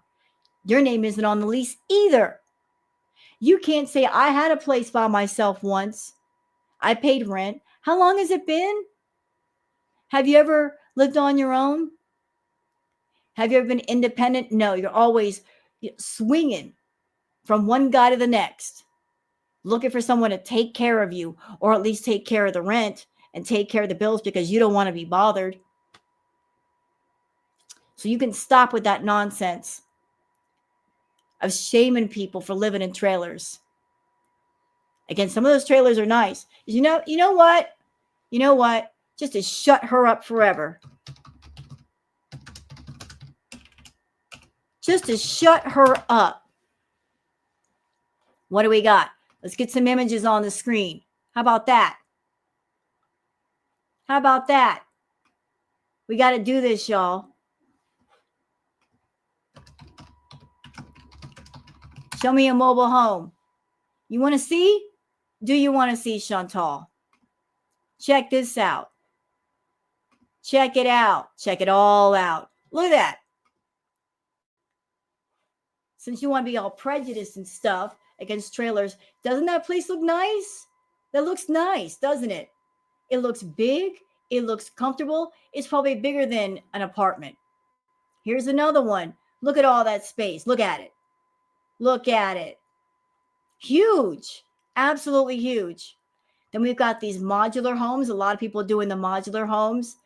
That looks nice. Mobile homes for sale from $47,900. You could buy one for like less than 50 grand. Huge place. Put it on a lot. Done. Another one. And this. Doesn't that look better than a cramped apartment? Yep, sure does. And another. And another. And another. And another. I mean, we could just keep going. So tell me, what is wrong with a trailer? What's wrong with it? What is wrong with it? Nothing. Nothing. What is wrong with trailers? Look. Another. And another. I'd be happy to live in any of those. I'd be happy. I'd be like, place is huge. Let's go. Let's do this. All right? Let's get it on. You can get used trailers and fix them up. Yes, you can. Here's another one. Direct mobile homes, $43,000. Bigger than most other properties. What's the matter? I don't see anything the matter. Do y'all? I don't. I move into any one of those. Well, you keep going, Chantal. Oh my God. Jenna, juiciest chode for the queen sit and spin. Juiciest chode. Thank you. Good God. And all of Girl World, you don't expect me not to rage once in a while? All of Girl World is like this. All of them. And they sit there every day. Nobody forces you to keep your anger inward. That's you. Preaching to the choir as if they're better. Where? Where? Where? I just showed you. My God. And she plopped up right away when she realized the camera's on. That's what they all do. These women are miserable. No life. Nothing. And they lay there like this in their trailers or wherever they're from, watching Yaba. You know what? I'd be happy to lay down in a trailer like the one I just showed you. Shoot. Nice home. Why not? We lay down a nice, comfortable home. Let's go. Let's do this. I live in a nice place right now. I got to move in about 8 or 9 months because there's going to be home renovations to this place. But I'd be happy to lay down in a trailer. It's nice and big and comfortable. You kidding me? I ain't got prejudice against trailers. And Chantel, you lay down in your apartment all the time, you and all that ridiculous ceiling. What do you mean? And going, yeah. Do you guys see me laying down? Have I laid down even once? I don't do that. And I'll sit and spin for you though, Foodie. I can get up and out of my chair real easy, and I can spin around. Yay! And I won't get stuck. I won't get stuck. Can you? I don't think you can do that. Yeah. That's how they live their life. Oh my God. God. It's the friggin' I can't.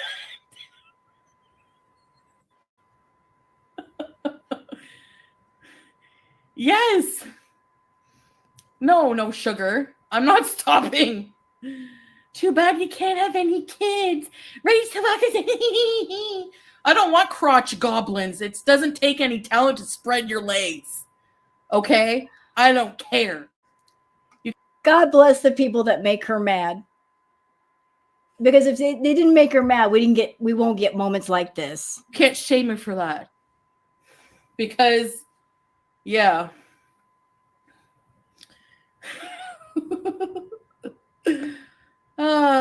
Vile.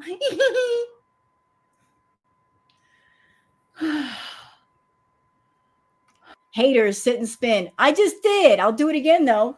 Whee! That was fun. Didn't read your what? Haters sit and spin. Yes. Thanks, Comic Book. You think, oh no, you can't have kids. And who cares? I don't care. I'm so upset that I don't have all the free time to myself. Gee, I'm so upset I don't have to wake up 2 every friggin' hours. Oh no. I'm so upset. Whatever will I do? Thanks, Page 5. They go crazy to talk about infertility as an insult. Yeah, they do that because I bring up the fact that I can't believe that grown women talking about how I use my bidet and my shit habits all day long are raising young children to have a brain and morals. So they go, oh, you can't have kids. Yeah, I would rather not have any than have them with a meth head, okay? Thank you. If you could have had children with Nads, you would have. And if you could have a child with Salah, you would have. No doubt. You would get pregnant on purpose, thinking that's the way to keep a man with you. That's the only thing that would interest you about parenthood. Storm, right? More ableist seals. I think she would be a horrible parental figure because I could easily see, let's just say she did have a baby, God forbid, with a man. She would be that person as a mother that she would weaponize having that child, using that child as a form of manipulation. Like if the father really cared about that child, she would use that child as a tool and a weapon to get back at the father if he didn't want to stay or if he didn't want to do something or threaten to take the baby away or the child away. She would be that one. I thought you were sick. Yeah, I'm sick of the shit. Actually, you know why I was sick? I was holding in my feelings. Well, you should let it out more often. Okay. Didn't you do meth? Well, I tried it once and never again. I thought, what kind of friggin' loser am I becoming?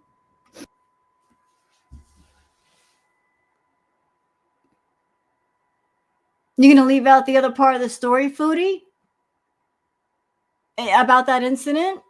Oh, you don't want to tell it? It's okay. I remember. She went to Natter's place and there was a used mouth pipe. A stranger's used mouth pipe, and she smoked out of that. Yeah, disgusting. But you're also leaving out another part of the story, Foodie. You're leaving out a big chunk of it. Do you want to tell your beezers about how you had a Coca-Cola habit? That stuff, that many times during Crackhead Olympics, you were caught on camera like sniffing the stuff, or you'd have powder outside your nose. You spent $4,000 on cola because you were so addicted to it. You couldn't go without it. You used it to do all those crazy live streams. No, you don't want to discuss that. Nope, not at all. No. What about the $300 in, shrooms that you bought from Natter? Come on, girl. You were into doing a little bit of everything back in the day. Tons and tons of edibles, shrooms, alcohol, Coca-Cola, you name it. Whatever you can get your little pudgy hands on, you did. Because you like to be high. And then you like to get numbed out after being high. We're not going to talk about any of that, though. I was like, what the hell is this gross shit? Ew. But no, I never did it. I tried a hit of it. I was like, ew. It's very sad. You're just offended everybody who's ever birthed a child. Well, sorry. I mean, what do you want me to say?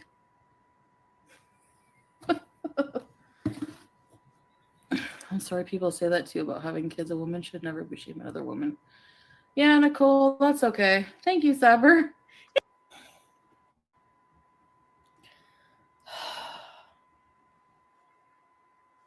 G-Pop, I was wearing it. Yeah, Saber. Okay, so Sharpness is saying, am I blocked? I was just saying that what I saw on the other channel stealing your stream. I'm new to Girl World and found reactors first. This is the first time watching you. Sharpness, you're going to learn pretty quick. Chantel doesn't care if we react to her. As a matter of fact, she wants us to react to her. Despite what she says, she wants us to react to her. That's why she's doing this raging. Are you kidding me? She's doing this for the reactors. She knows we're bored and we're about ready to turn away, and we're going to turn away anyway, but she's just delaying the inevitable. She's raging for us. My blocked. Why are you ignoring us loving beezers? I'm not. I'm just venting, sugar. That's what I want to do right now is vent. You know? That's because she's desperate to keep people in the room and she doesn't want to do anything. She's like, I'll just sit here and rage. That always gets me attention.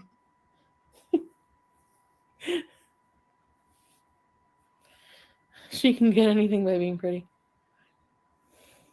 I talked to you guys for like 8 hours of the stream. Now I can just vent a bit.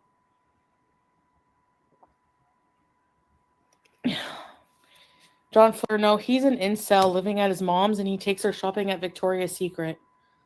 Are you jealous? The more she talks about that, the more I'm like, are you jealous that nobody took you shopping at Victoria's Secret? It sounds like jealousy to me. That nobody took you shopping and said, get what you want at Victoria's Secret. What's wrong with Victoria's Secret? What's wrong with it? They got nice clothes. So, hey, Scrange. 2 more hours. Baby, you stupid idiot. You're too cute.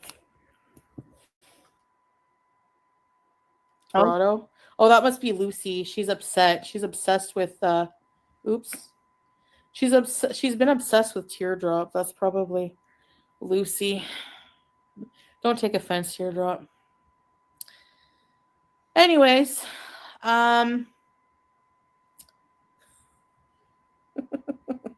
Lucy's big mad. What was I saying? Anyways, I forgot. Nothing important. It's okay. What was I? Oh yeah, I made a joke, like a rhyming joke, like you have a stinky bum or whatever, you know, like. And they overanalyze every detail of that.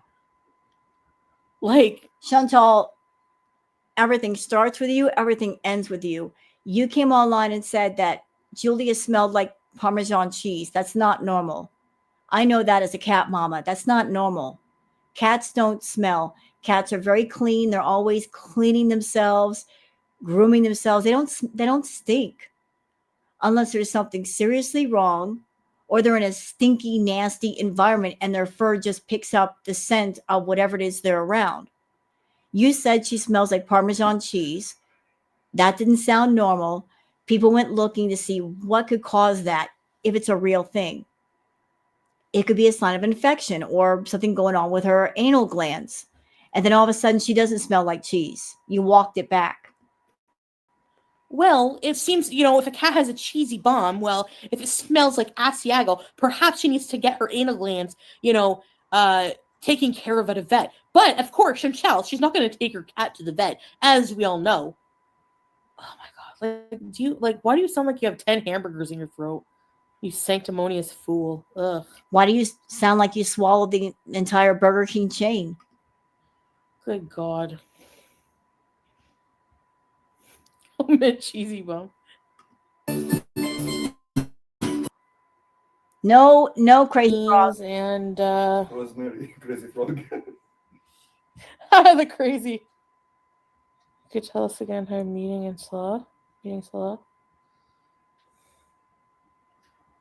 maybe, Nina. I think I'm too tired. Moving on. Are we almost done? I thought I'd be done by now. Riding a car made of sticks. Not being able to find my car in the parking lot. Those are the things I dream. Skipping ahead.